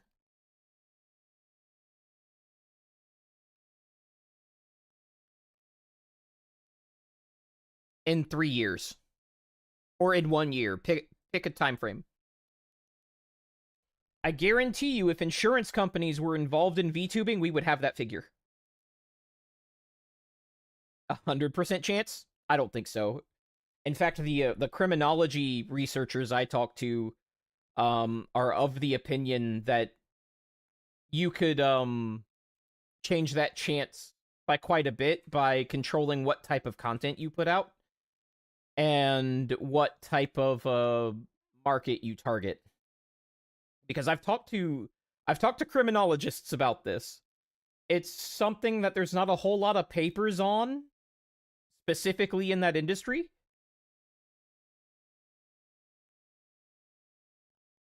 Maybe. Those numbers look reasonable to me, INAC. Again, you have to account for the type of content. Stalker is actually well defined. A lot of VTubers use that term incorrectly. But stalkers and cyber stalkers are legally very well defined. So it's for other industries, like, you know damn well Hollywood knows this figure. Hollywood knows this figure. Media companies know this figure for like traditional talent. They absolutely do. Let me pull something up real quick. There was a tweet I saw earlier today that like gave me a bit of hope. Let me go to my bookmarks before I.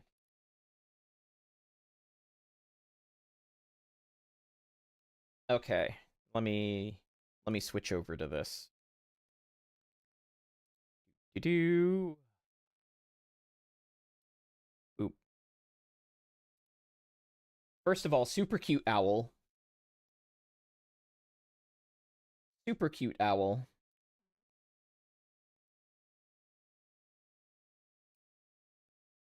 Okay.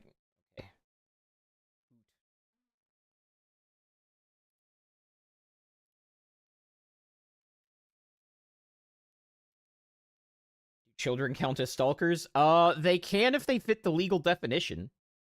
I don't see why they couldn't. Like, children can commit murder and manslaughter, too. It just depends on whether or not we try them as adults. But if you mean my own children, no, not really. I'm kind of required to be around them, so that doesn't work. Oh, like your own children? No, you've actually got a duty to be around them, so they literally cannot be stalkers ever. You would have to let them. You would have to emancipate them at the age where that's available, and then they would have to keep following you around and acting like stalkers, and then your own children could be stalkers. But you would have to emancipate them first. So, there's actually a few problems I have with this thread. Getting milk is always on the table. Yeah. You're right, Idak, but legally they still can't count as stalkers unless you emancipate them. And I doubt you're going to emancipate a 5-year-old. We usually call that foster care. But we've got this and again, when I show tweets like this, I'm not dunking on anybody. Usually it's because I see data I want to share or correct a misconception or to give somebody an attaboy.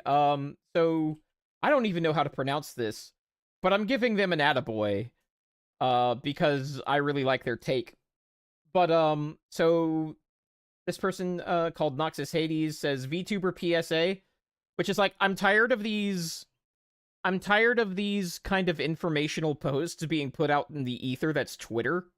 That's why I'm working on that documentation I'm working on.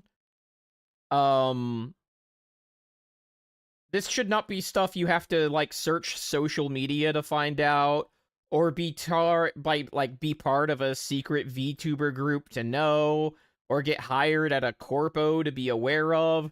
This is stuff in a mature industry, this is stuff that you wouldn't be surprised with. In a mature industry, you would not be surprised by these things. You would not just be like, oh, wow, I never knew. No, this would be part of, like, training. Or there would be a very well-read guide. On that note, like, the camming world already has, like, better public documentation of this kind of thing. My pet ant asks me, oh, I do that so much. You would think by now I would remember that I can't share my browser without embiggening it for chat to read. Thank you, Spicy. Make sure to be careful what information you share. Duh. Even small clues can lead to a bigger picture. That should be a duh. Note, this is a friend telling me this, but wanted to share so others are more careful. And we'll go with what the friend sent. It's just basic OSint stuff, but we'll read it anyway. If I actually wanted to, I could estimate how long it takes you to get home from your hockey games, since I know when they end and when you start being more active on Discord again. Based on that and looking at local traffic, you could start at eliminating areas. Eliminating areas is important, because when you're trying to track somebody, when you're trying to find out who they are and track them down, it's more about what and where they are not than where they are. You're trying to eliminate places they could not possibly be, rather than trying to guess where they are at. Take the remaining areas and cross-reference with fast food, aka what places had a Domino's nearby. This is why you shouldn't talk about your restaurants that you go to, by the way, by name, and we'll go over other mitigation tactics for that in a bit. But out of the actual delivery radius, at this point, it's probably narrowed down enough that you could just start taking guesses. That's true.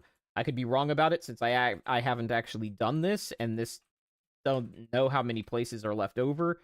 You're welcome. I've now made you think I'm more of a creeper than you already figured I was. But yeah, like, this is what security... This is how security professionals are paid to think.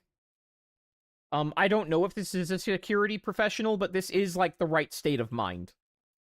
This is absolutely correct, the right state of mind.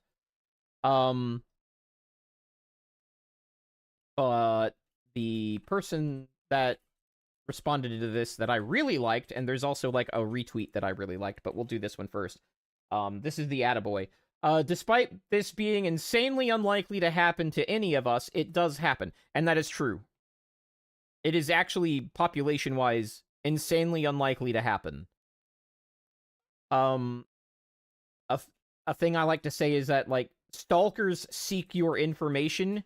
Your information by itself does not create stalkers. If it did, you would have a lot more of them, because privacy is kind of an illusion. Anyway, if you notice you have a viewer or fan that is unendingly attached to you, it might not be a bad idea to try to distance them from you. In a healthy way, please. Let's not break people and cause them to go down a rabbit hole.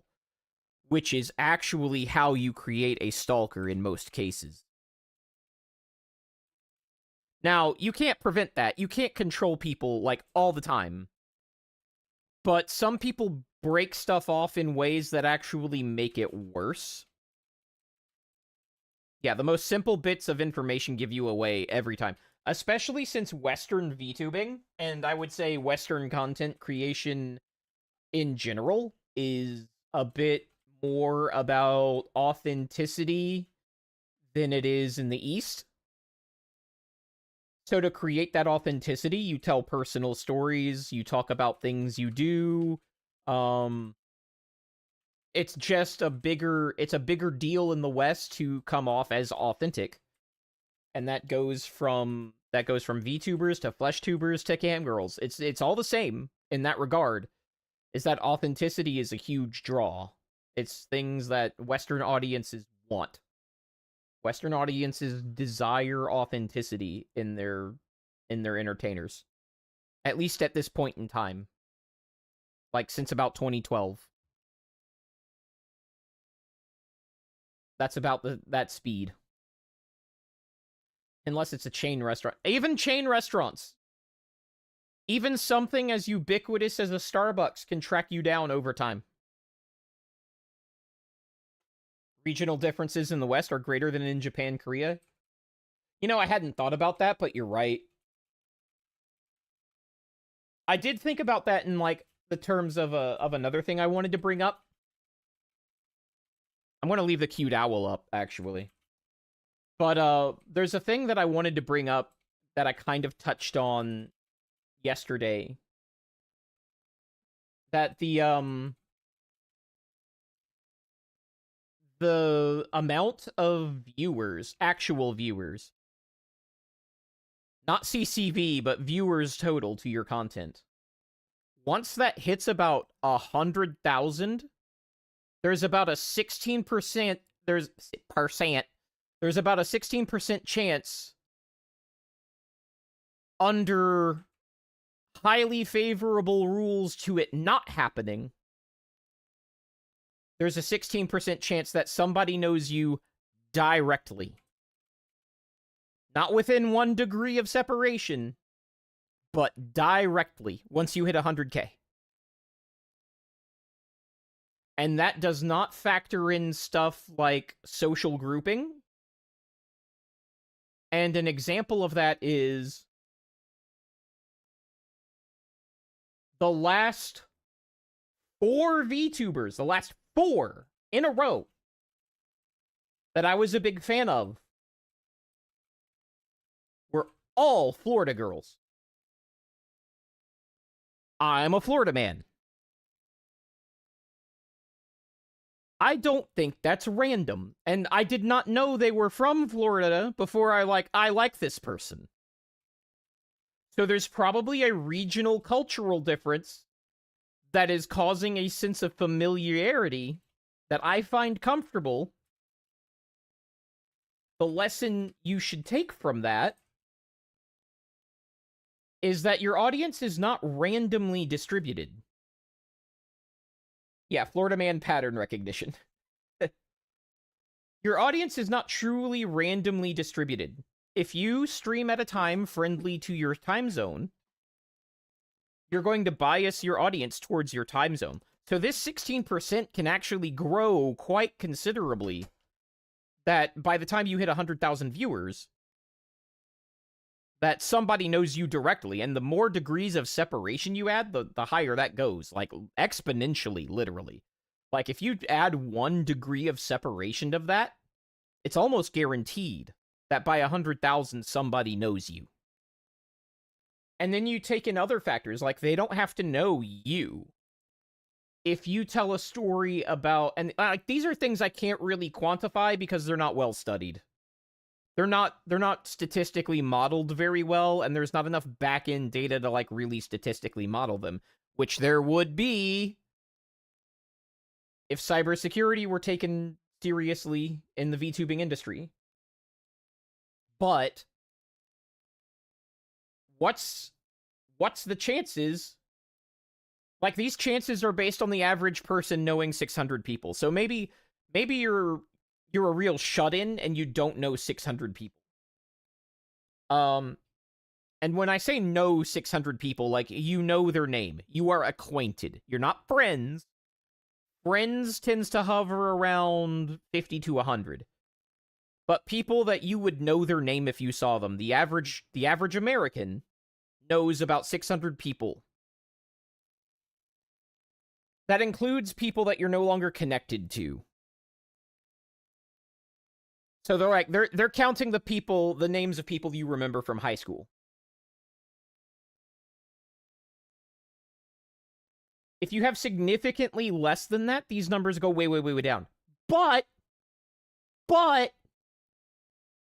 how many people are acquainted with your high school? Obviously, that's a lot more than the assumed 600 number. So if you start talking about landmarks, if you have a wife, you are forced to make more friends. Actually, we had less friends after we got married. Just point of fact. But, like, every married man in chat was like, no. No. Ladies and gentlemen, we got him.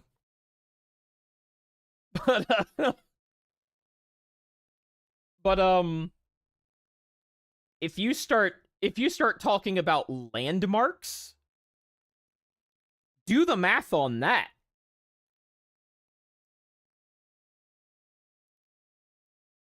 Do the math on that one. So like you talk about you talk about a story at your old high school. Now it's not just the friends that you know. It is literally like if it was like a big event and you're an entertainer. Why would the story you tell from high school not be noteworthy to the high school? Like this is like a self-fulfilling prophecy. So you tell the noteworthy story about the high school. It's not just your friends that have a chance to recognize that story. It is literally everybody who went to that high school at the time, all the staff, all the faculty, any press that was involved, any parents that were involved. The scuttlebutt reaches far and wide, especially if you're younger and you had things called smartphones in high school. I didn't. We didn't have cell phones when I was in high school. They weren't right. Like, the technology technically existed, but it wasn't widespread yet. Or they talk about a fair exclusive to one town, exactly. Or they talk about a festival, but I guess fair counts, but like there's a specific kind of Florida fair that goes around. That's the first thing I thought about when Inax said that. Or like a fireworks show or a concert. Yeah, you do have to be careful about mentioning cool festivals, because those will clock you way faster than some personal story about how you had to rummage through your truck's fuse box and it was frustrating. So when you're telling stories, try to think about how many people are involved in the story and remember the math. Because if you talk about a concert and you name, first of all, saying that there is a concert already eliminates a lot of places. Because concerts only exist in places with enough population to support them. If you say who the concert, like, if you say who was performing at the concert at all, they have you down to the city immediately. Unless you delay talking about it until the next time they have it. Like Like, unless you're actively obfuscating it, and then they have you down to, like, 3 cities. Because they're going to check. The window I heard was 90 days. When people are trying to locate people, they tend to check 90 days back. As a rule. Yeah, which is why there are no concerts anywhere near where I live. Yeah. So if you're trying to flee from somebody, they're going to check for houses purchased in the last 90 days. They're going to check for apartments rented in the last 90 days. They're going to check for suitcases purchased in the last 90 days. They're going to walk into a Walmart and be like, hey, has anybody purchased a lot of suitcases? What do you mean Camilla mentioned? Did I talk about something by accident? Did I talk about something by accident, Noodle?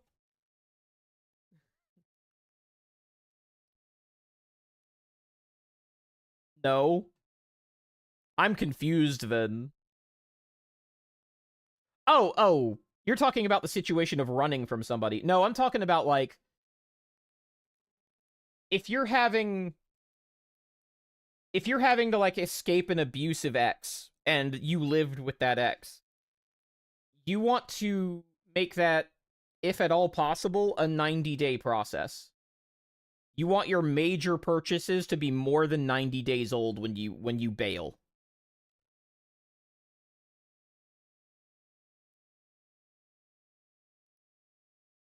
At least that's the window that law enforcement professionals that would know these sorts of things tell me.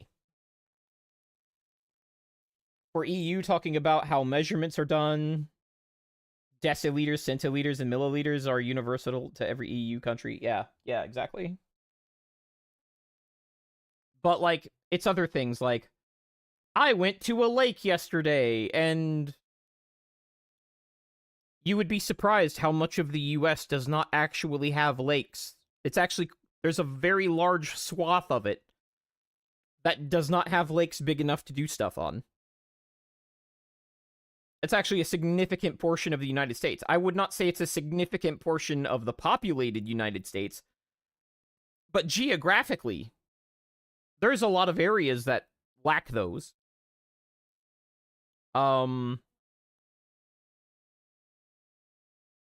It can't be helped if the weather can be heard over your microphone, but talking about the weather can clock you in about 3 or 4 mentions.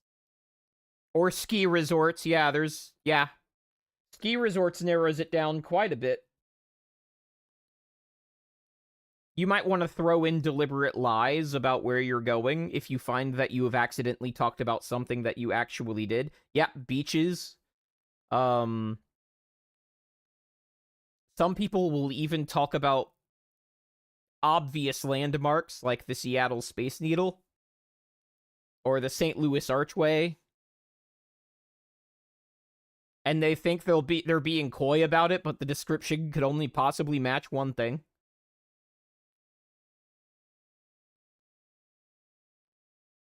Any photo that involves a window is a no-no. And with more VTubers flesh posting, that's something that's not really, I bet that's not something that's actually talked about in any guides that may exist about data protection or identity protection. It's something that's talked about a lot in the adult space, but never, ever, ever have a window in frame. Especially if you live in a place like an apartment complex. That's a big no-no. Because you would be surprised how unique the combination of building siding, window architecture, and parking lot construction are to a specific apartment complex. If I can see out your window, you are fucked.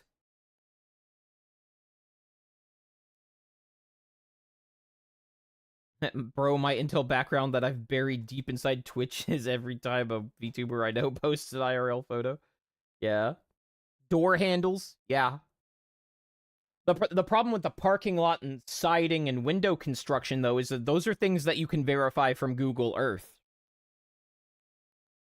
Like, door handles can be a problem, yes. Baseboards and molding can be a problem once you get on site and you're confirming that you have the right place. But the siding, the style of rainwater treatment, the style of parking lot, those can all be verified from Google Earth.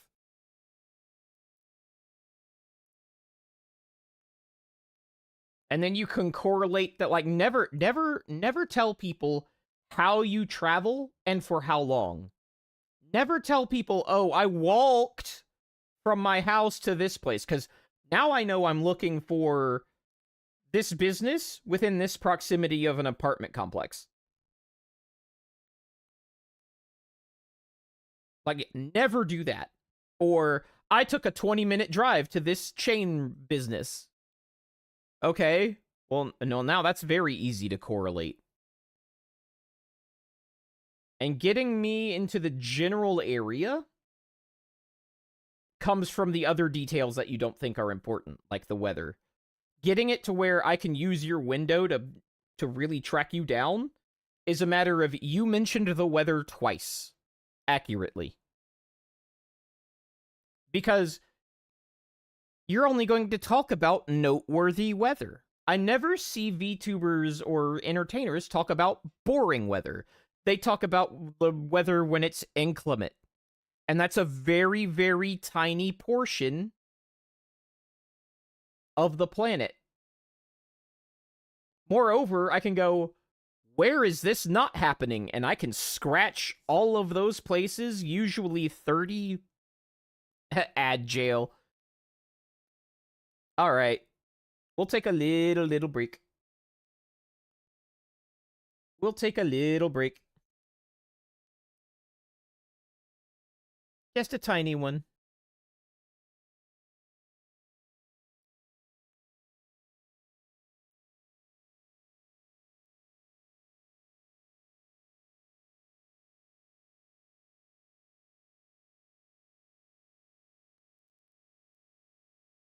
Wait, ad's already over? I'm so professional at this. Hey, Nero, what's up? Except last week when, like, a third to half the US was getting snowed on? Yes. But half of it wasn't. Half of it wasn't.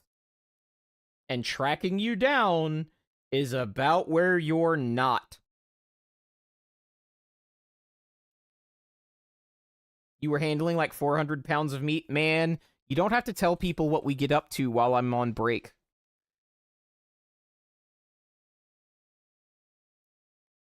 And Spicy made the same joke.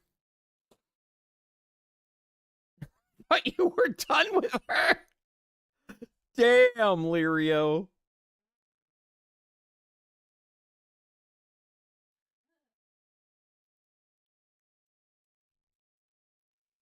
Oh man, somebody get the burn unit. Sweetheart, would you mind refilling my water? My voice is getting hoarse. But like, the problem is, it's hard for me as a cybersecurity professional to teach you certain things because we don't have hard data on this that we would have if it were a more mature industry.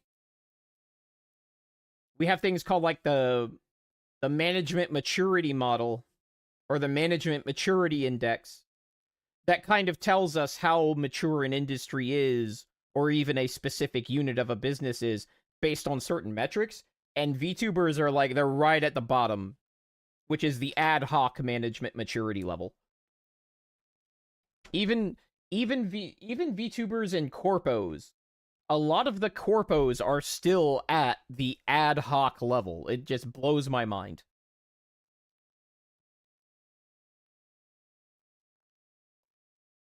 Yeah, ad hoc maturity. Absolutely. So it's really hard for me to teach things like qualitative risk assessment, because a lot of things in VTubing do not have enough data to do a qualitative or a quantitative risk assessment. We have to fall back to qualitative, which is not as good, frankly. Because if I tell you, okay, here is how you let's do that, actually. Let's go ahead and do that. Let's go ahead and do that.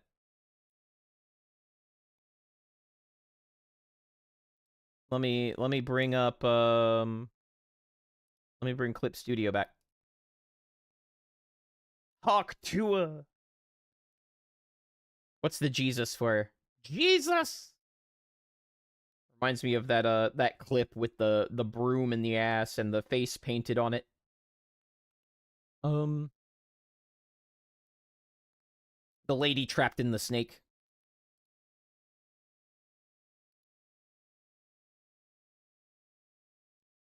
That's weird, Inac. I have it set for 3. How'd you trigger that? I think that happened in Ali's stream yesterday. Somebody tripped it up like that. God, I hate Twitch ads. I hate Twitch ads so much. But like what we're going to do is like I'm going to take you through like an example of a question we might ask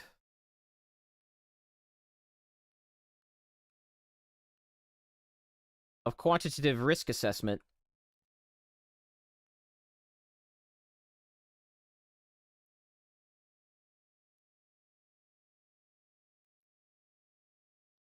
Do it, fart. So one thing you might be asked to do in a quantitative risk assessment for a VTuber is to quantify the risk of being doxxed. And we're going to... The ultimate figure we're trying to arrive at is our annualized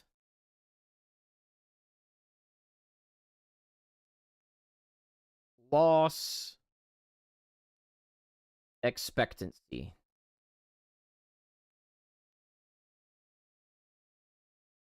Or ALE.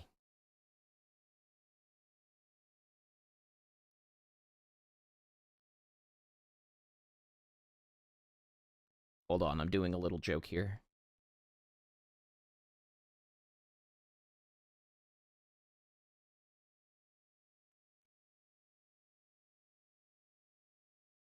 There. We're calculating our ALE. So, the way we do that is we multiply our ARO by our SLE, which ARO is your annualized rate of occurrence times your single loss expectancy. And the way you figure out your single loss expectancy is you basically make a plan for what you would do in the event that that had happened. Now, like, if you lose your house, you're going to include... Wait, just came back. I am there.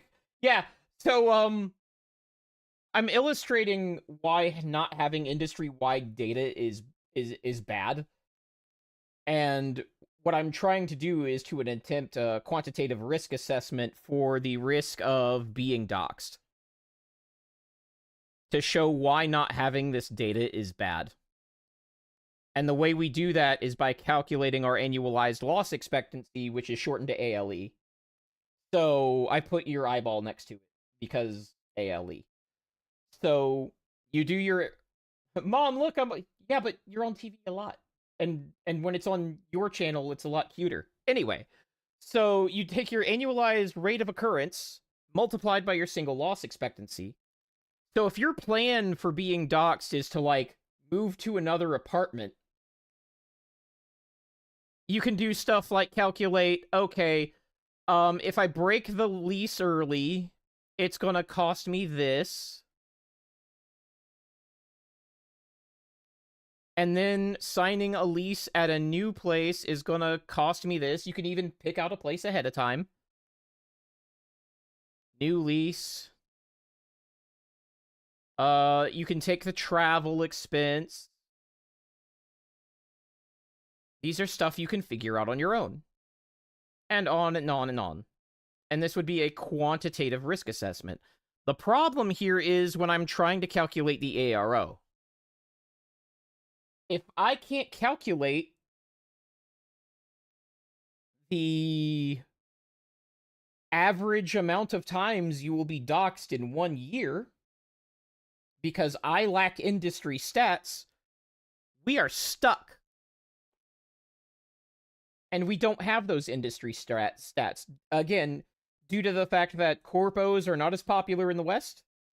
And whether it's West or East, corpos do not share information amongst each other, at least not in a way that I recognize. Like, I have to rely on my spidey sense here, but I get the feeling that they're very secretive about this type of data. They may not even collect the data in a way that is useful. Like, they may not actually write down, this VTuber was stalked on this date, and this one on this date. They might not keep formal records of this stuff. If they do, it's definitely not shared around. There's no industry-wide group that tracks this stuff, and because insurers are not attracted to the profession, in my opinion, because of the lack of profit potential, they aren't forcing corpos to track it either, and then you have the indies that are definitely not sharing it. So, or at least not in a digestible way. They might say behind closed doors, oh god, I was doxxed, and blah, blah, blah, but, like, they're not sharing it on purpose for the purposes of collecting this data and making this calculation possible to do.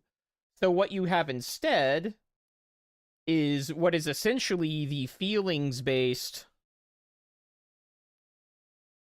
qualitative assessment.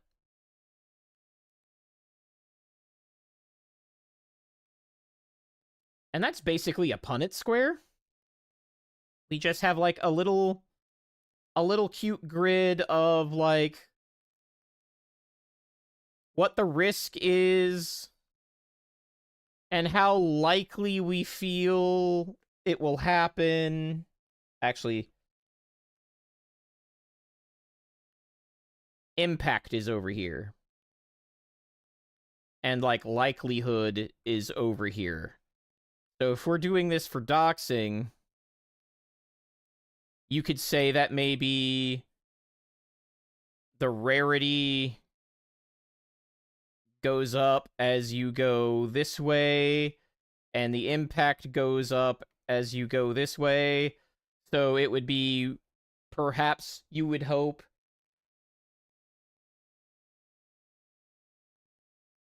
did I do it wrong?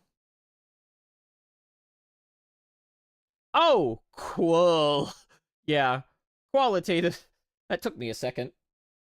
Qualitative, yeah. You would hope it would be rare, but it's generally high impact. So at best it would be in this square, and at worst it would be in this square. And if anything falls in this square, you really want to pay attention to it. But these are qualitative risk assessments. Like, I can't go and teach you to do a quantitative risk assessment on stuff that I have no data for, either the annualized rate of occurrence or the single loss expectancy is hard to calculate. Like, when we get into PR blunders, generally the SLE is very hard to calculate. It's unknown because it really does depend on the type of PR blunder. Some PR blunders are minor, some are major. And you can kind of do that with stuff like, if we go back here, your SLE is like your total loss expectancy times your exposure factor. And that's your single loss expectancy. So, like,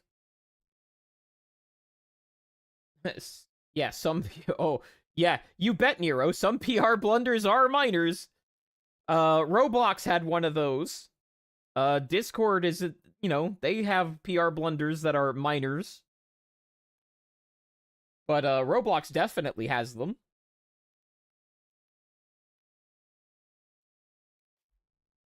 I hope you didn't think that would trip me up. But,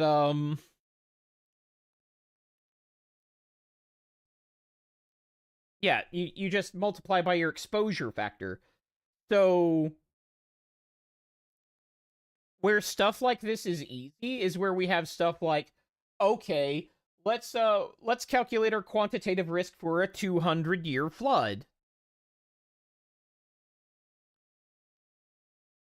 And we typically only calculate out to 100 years for your floodplains when we're doing, like, industrial sites and stuff, but bear with me, that's useless details. Let's see, we're doing 200-year flood. We've got our floodplain data from the geological survey. We know exactly how high this goes for a 200-year flood event. And we're like, okay, well, half of our stuff is above that. So since half of our stuff is above the flood line, our exposure factor is half. So we, and it's going to be a little more granular than that. Like, that's just a very high level example, simplified, that phrase I use, simplified enough to be wrong. But, that's how we calculate stuff like that. So we can do, like, the average PR event. We can do the average PR blunder, and we can kind of force an exposure factor out of that, but you're getting into, like, really fudgy territory there. There's a reason PR firms are so big, by the way. They do the heavy lifting on numbers like this. In fact, for some industries, some of these are so well known and well calculated that you can just give any industry participant basically some boilerplate on, like, how much a specific risk is typically going to cost them. That's why we keep changing how passwords work, is analysis like this. That's why people in my field keep changing how shit works and annoys the fuck out of you guys. Well, actually, we don't want 8-character passwords that are hard to remember. Actually, we want 24-character passphrases. Okay, now we don't want passwords at all. We want passkeys. And it's because of this process. Because it's an iterative process, and you do it over and over and over. Nero's camera comes on, and he shows taint on stream. Analyze. Well, obviously that's a mandatory vacation, but I can't give you the single loss expectancy there because it might be a positive, or rather, it might be a negative loss. You might gain more out of that than you lose. Analyze. Really, the exposure factor there, get it? Exposure factor is mitigated by how well you groom yourself.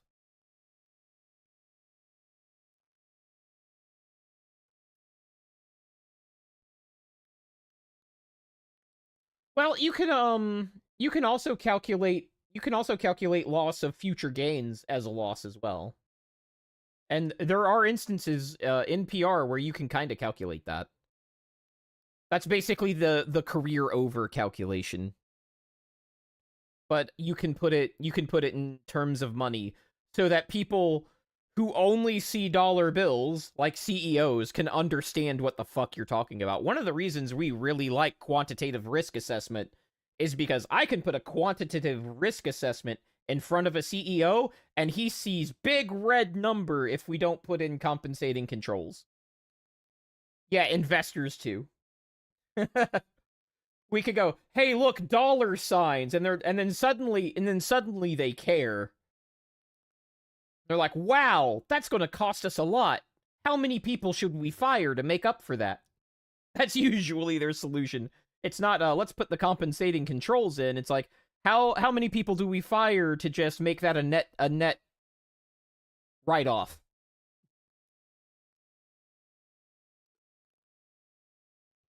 That's why you'll see shit like, oh, company so-and-so laid off a third of their staff today, and then the stock will go up. While everybody who's consuming their service knows that the service is about to get a lot worse, the stock go up. Because the investors are like, ooh, money going out the door went down. Money going out the door go down is good. Me buy stock now. Number go up. And that's how they look at layoffs.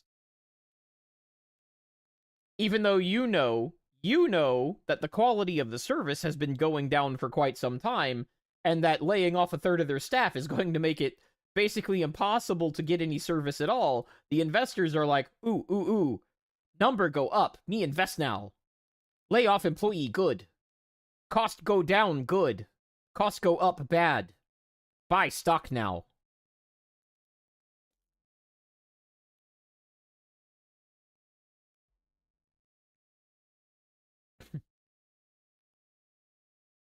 Trying new gummies, trying to type, fuck corpos.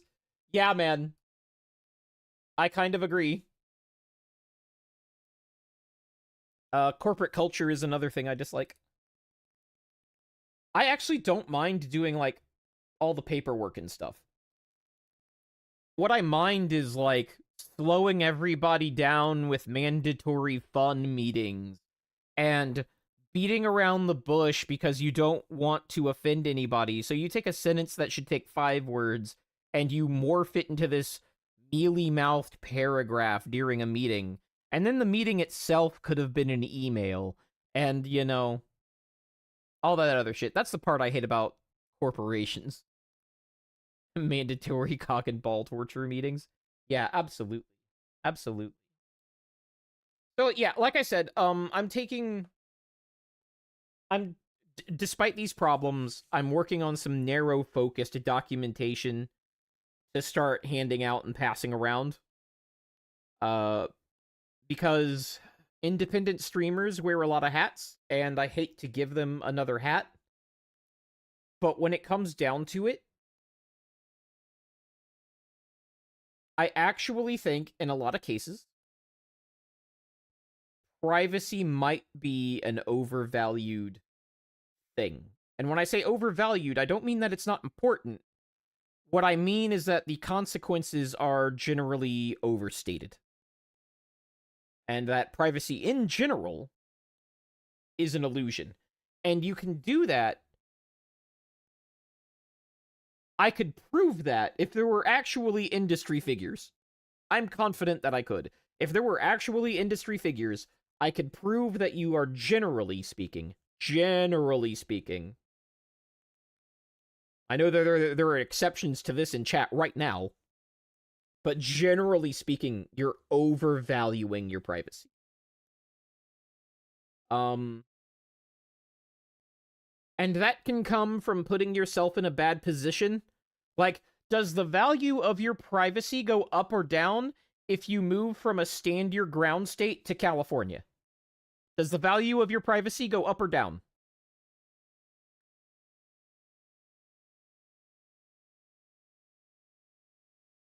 Obviously, it goes up. Because your ability to deal with the consequences of having your privacy violated in extreme ways has been restricted. Right. Right.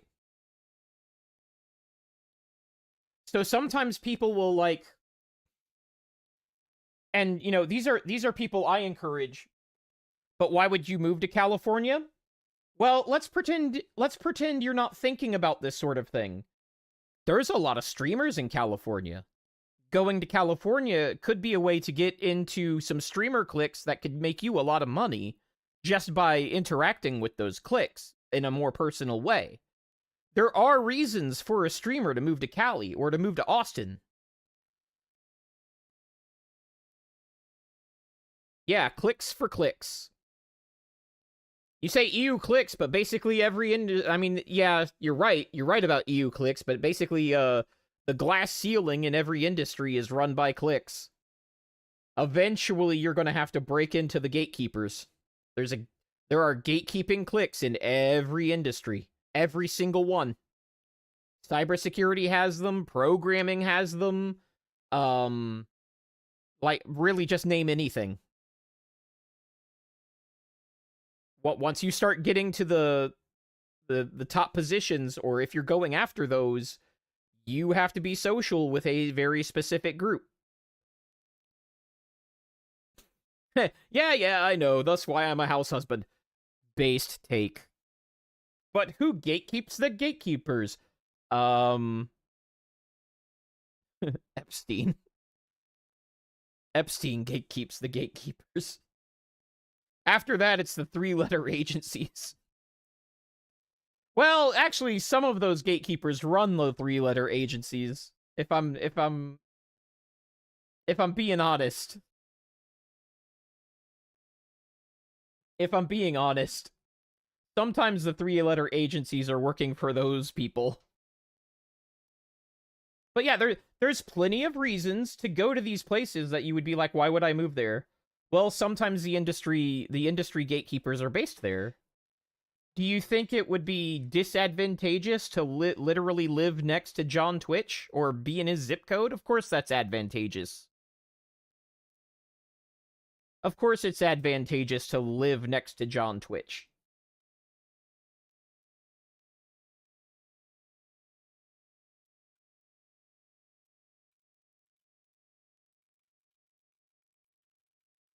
So, yeah, while me and you might be like, why the fuck would we ever move there? There are financial reasons to do this.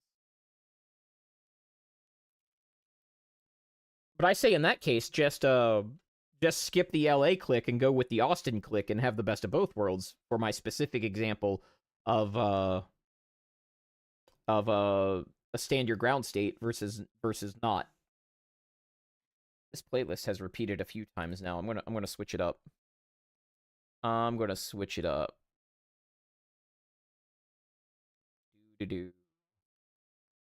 Where is...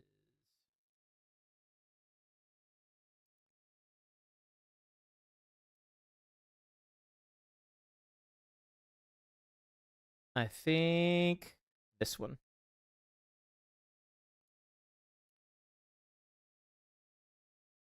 Nope, this one.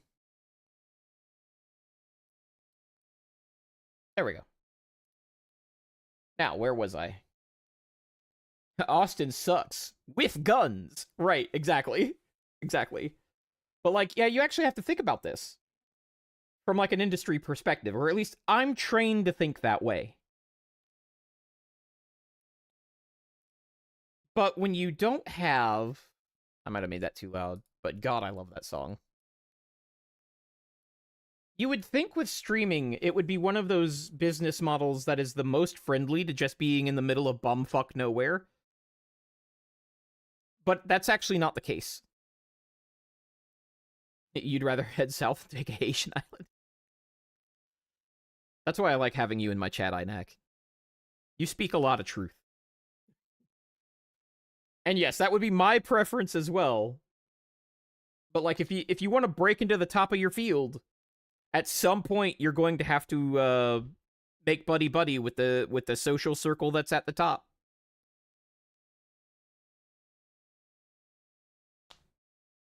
Yeah, you do have to do a cost-benefit analysis. You do have to do a business impact analysis. Those are things I am going to touch on in the documentation I'm planning to release. Because VTubers just basically live in a very immature industry, and they don't...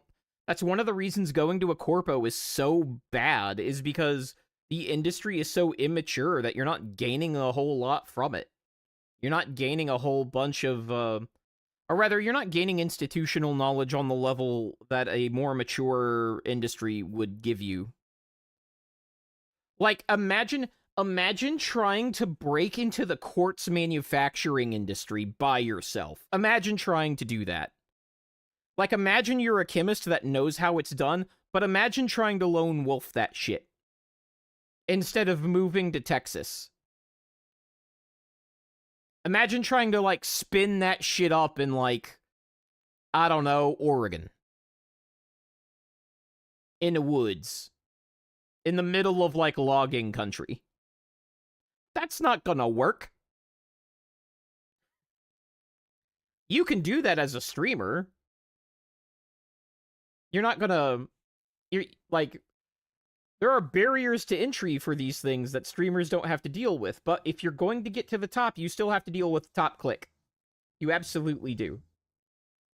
But there's stuff that you... There are industries that are mature enough that you just cannot lone wolf them. In fact, the like for industries like the battery industry, the guidance is to don't even try it.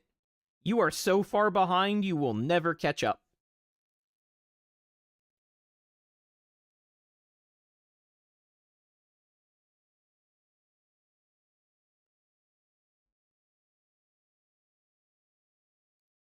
That's just the truth. Anyway, so hopefully I can get some documentation that will help people help themselves with that. I know they already wear a lot of hats. But, even if you don't do any of the exercises and you never do any of that, hopefully it would give you something to think about, and you think about it in a different way, and you can kind of, like, at least imagine what you should be doing. So I'm hoping to get that done within a couple of weeks for the first document.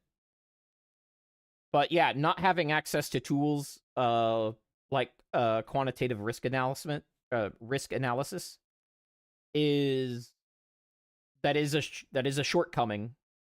That is a gap. If nothing else, I've thought about breaking into the quartz or battery industry. Yeah, don't. There's a reason there's only 3 battery manufacturers. There's a reason for that.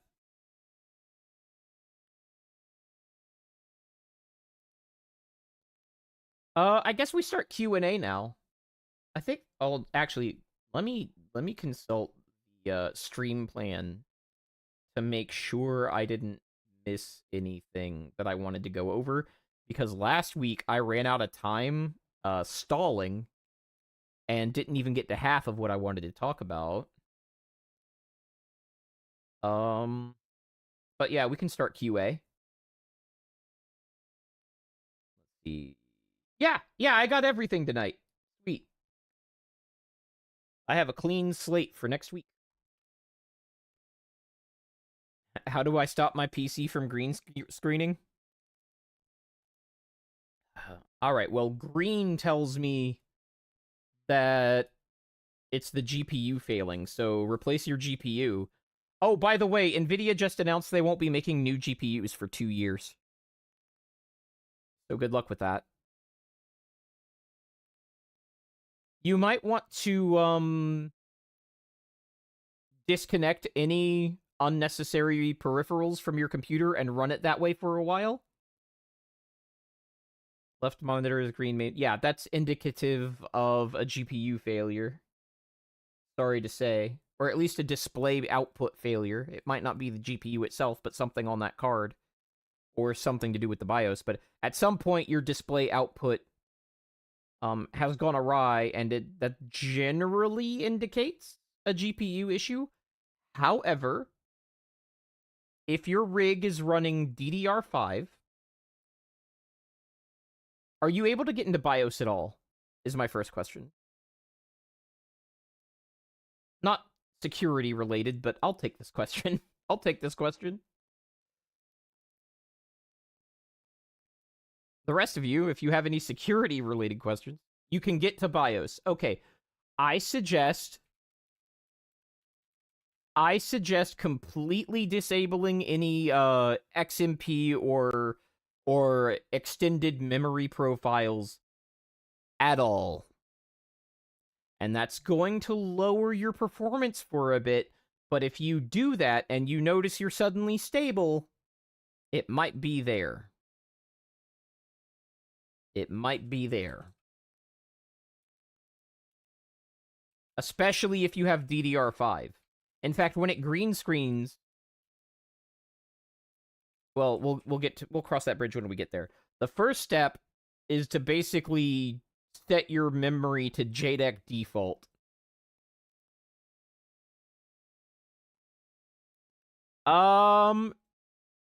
Yeah, as long as it's not As long as you're not directly asking me to aid you in something that's illegal, we can talk about breaking security.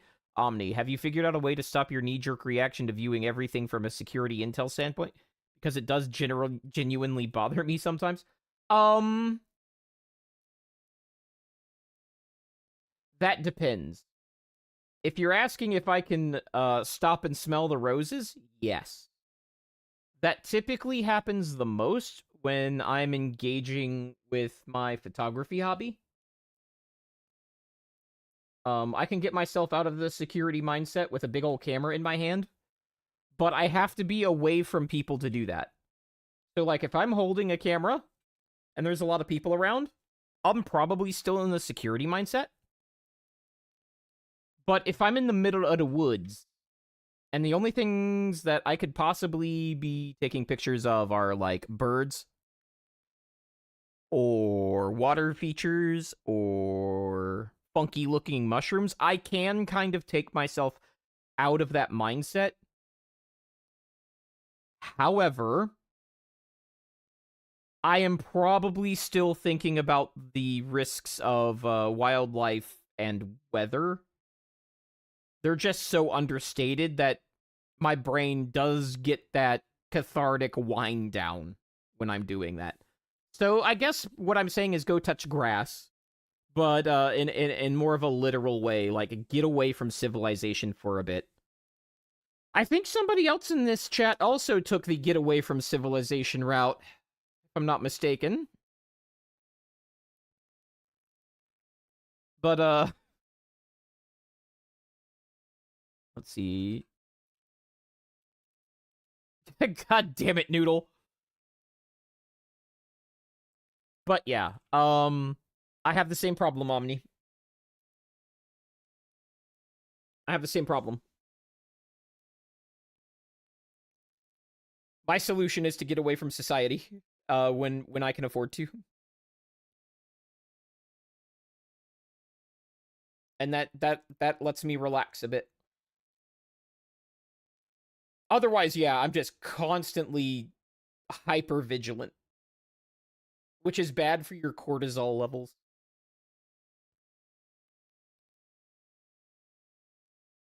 Which can have secondary effects, obviously.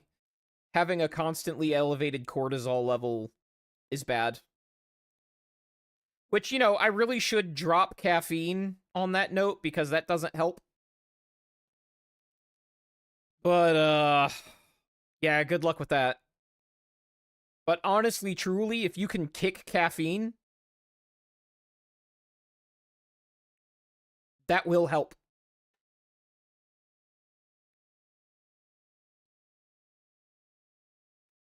However,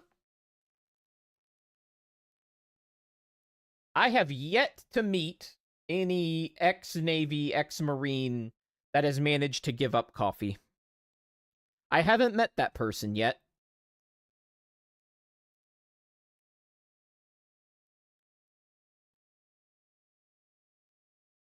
I'm sure somebody knows one. Maybe.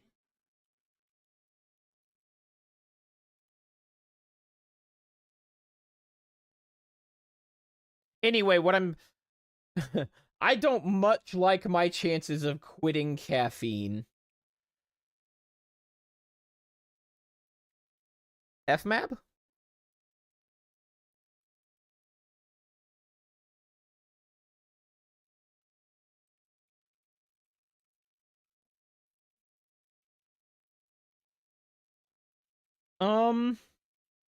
Let's see, how else? Oh, no, that's EVE Online. EVE Online had a concert many years ago, and I still play that from time to time. Something you should know, waifu, which I'm sure you've been told, but I'm going to repeat to chat, is that generally, the amount of stimulants available in over-the-counter caffeinated beverages, including coffee you brew at home, is far, far below the levels of stimulants you need to actually correct ADHD symptoms. Sorry. I don't even know what FMAB is. I'll check that out, though.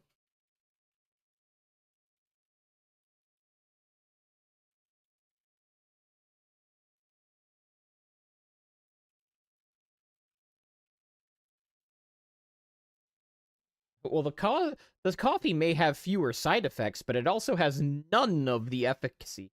Oh, Full Metal Alchemist Brotherhood. Pretty sure Eve came first. Eve was like 2006, 2007. And this is one of the 2006, 2007 tracks.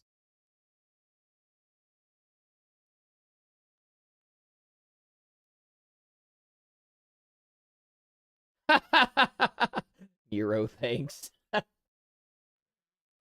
Motherfucker took the 3 extra gummies. Oh, okay, you're saying FMAB stole. Got it. Got it. Okay, yeah.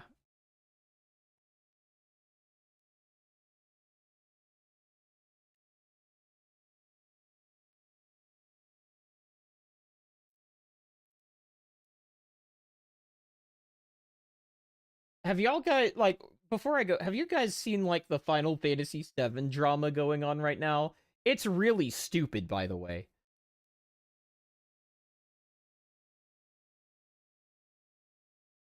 It's really dumb.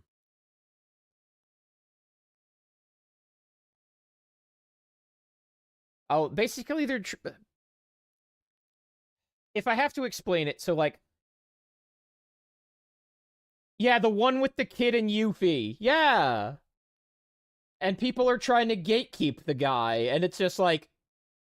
This is why we don't get new Final Fantasy fans. It's actually adorable to me. And yes, they're streaming and they're kind of grifting a little bit. They're kind of playing it up for entertainment. It's like, it's a streamer, that's their job. Let's be real, that's their job.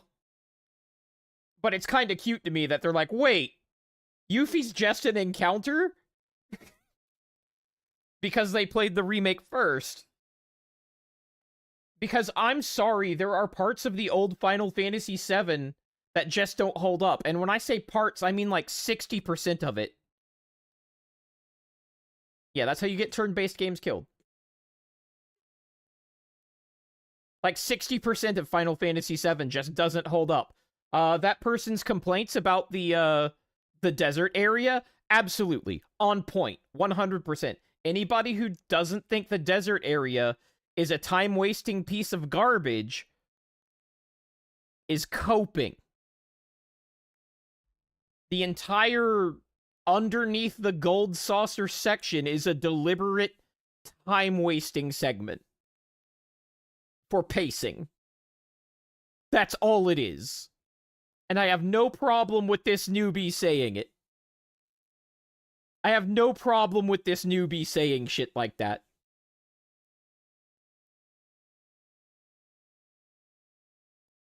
Also, I don't think the people complaining are the people who originally played the game when it launched. I think a lot of the people...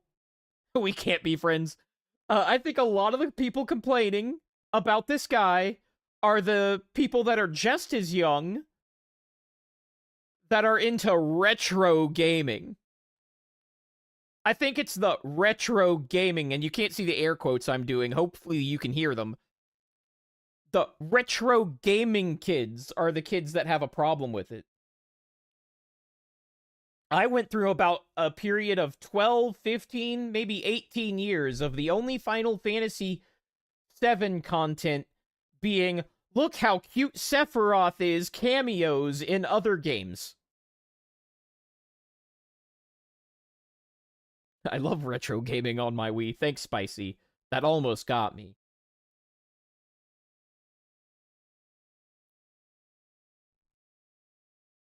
But yeah, the 18 years old, by the way. Yeah. The best Final Fantasy, the bulk of the Final Fantasy VII content for the last 15 years or so, maybe more, has been look how cute Bishonen Sephiroth is.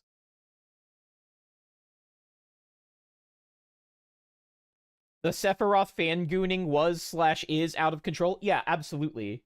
And I think it's funny because I know how old Nero is. that is like, we can't be friends. Because he is actually from the age group that did not play Final Fantasy VII at launch. Because he's literally not old enough.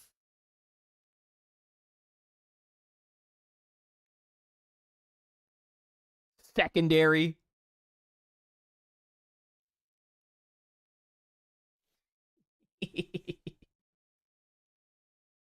I am old and the kids are all right. Let them have fun.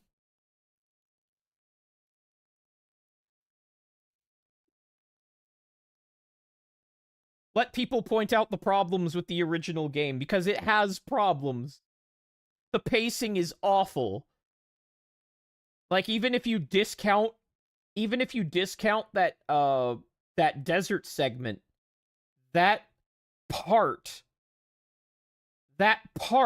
of the game, like the latter half of disc 1, is the most ground to a halt, boring ass shit as far as how quickly the narrative is progressing. You get a lot of narrative right before you leave Midgar, and as soon as you leave Midgar and after the calm scene, the narrative just stops happening for like the rest of the disc. For the rest of disc 1, basically nothing happens after you have the meeting at calm. And then in disc 2, stuff starts happening again. I'm sorry, but it's true.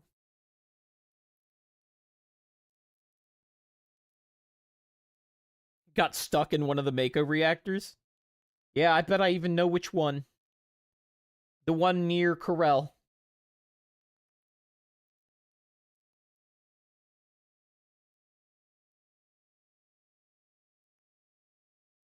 Or maybe the Nibelheim reactor?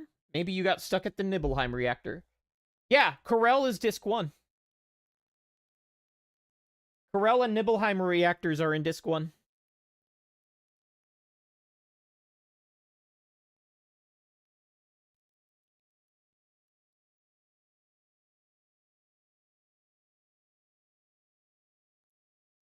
Dude, a Midgar reactor is the first reactor. What are you talking about?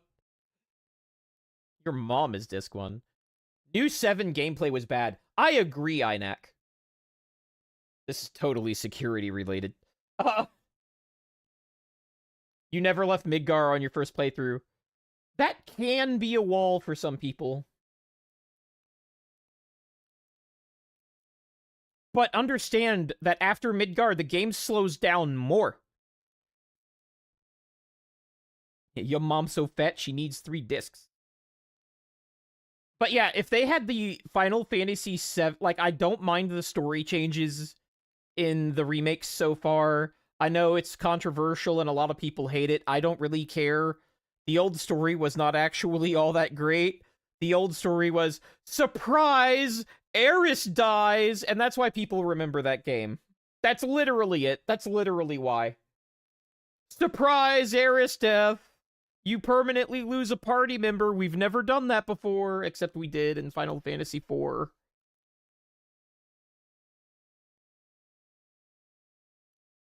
Yeah, no, that game is like over 20 years old. Don't forget eco-terrorism. That was my favorite part of the game. My favorite part of the game was eco-terrorism. I played the first section of the remake for the nostalgia. I kind of want to play the second, but I don't really feel strongly about it. I think if the combat was better, it would have been one of the best games ever released. But the combat isn't good. It's barely serviceable. I didn't mind like doing all the side quests and stuff, although they were not great. I knew I wanted to do them because I would be rewarded. After doing like the first couple of side quests and seeing how major the rewards were from doing those, I just full cleared every area as I went through it. Because the motivation was there. Because a lot of the difficulty in Final Fantasy is being patient and collecting your power spikes. Because there's not actually difficulty otherwise. It's just, oh, your numbers are very low, so this is going to suck for you. But, like, Final Fantasy VII's story is not great. It's barely coherent. It's just like, oh, pretty girl died, and that's why people remember it. Ooh, Sephiroth's hot. That's why people remember it. That's it. That's literally it. That's literally it. And then the most memorable thing about it, other than those things, were the materia system, which is still good.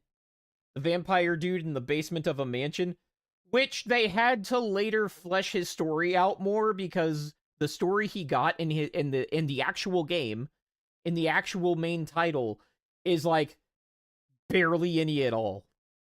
You barely know anything about that guy. You full complete, you 100%, they give you crumbs. They give you like a few crumbs. That's all you know about him. Because he's an optional character, and that's how optional characters were handled back then. They were basically blank slates. Oh, look, cool guy. Your party increases in power level because you got the optional side character. His game fucking sucked and I loved it. Yeah, that's true. Gotcha moment. Yeah. Yeah, you're not wrong. You're not wrong. Except the last lore. Vincent Valentine was awesome if you were in your mid to late teens. Vincent Valentine was awesome if you were in your mid to late teens. He's that perfect kind of blank slate edgy boy. Yeah. Well, there you go. I called it. I hated Red 13. I just cannot get into him.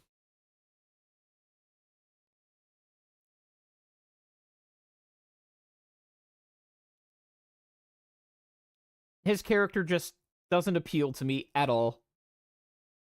Not that most of the people have a character. Barrett's my favorite. He's got like the most consistent and good characterization of the main group, in my opinion.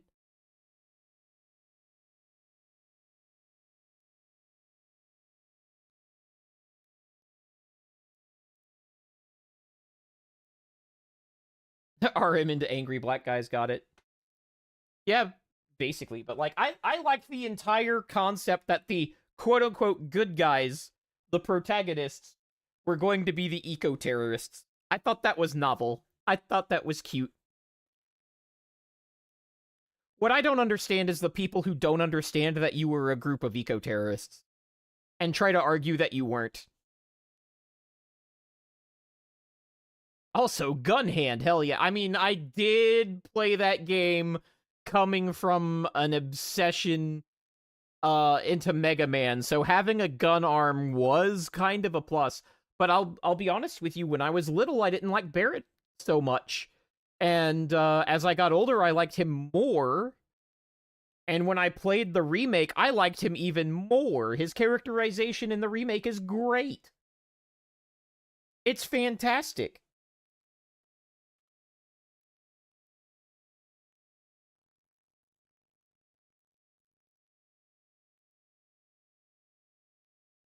But it's 5 minutes to 10. I've got some things I've got to do early in the morning. So we'll call it here, fellas.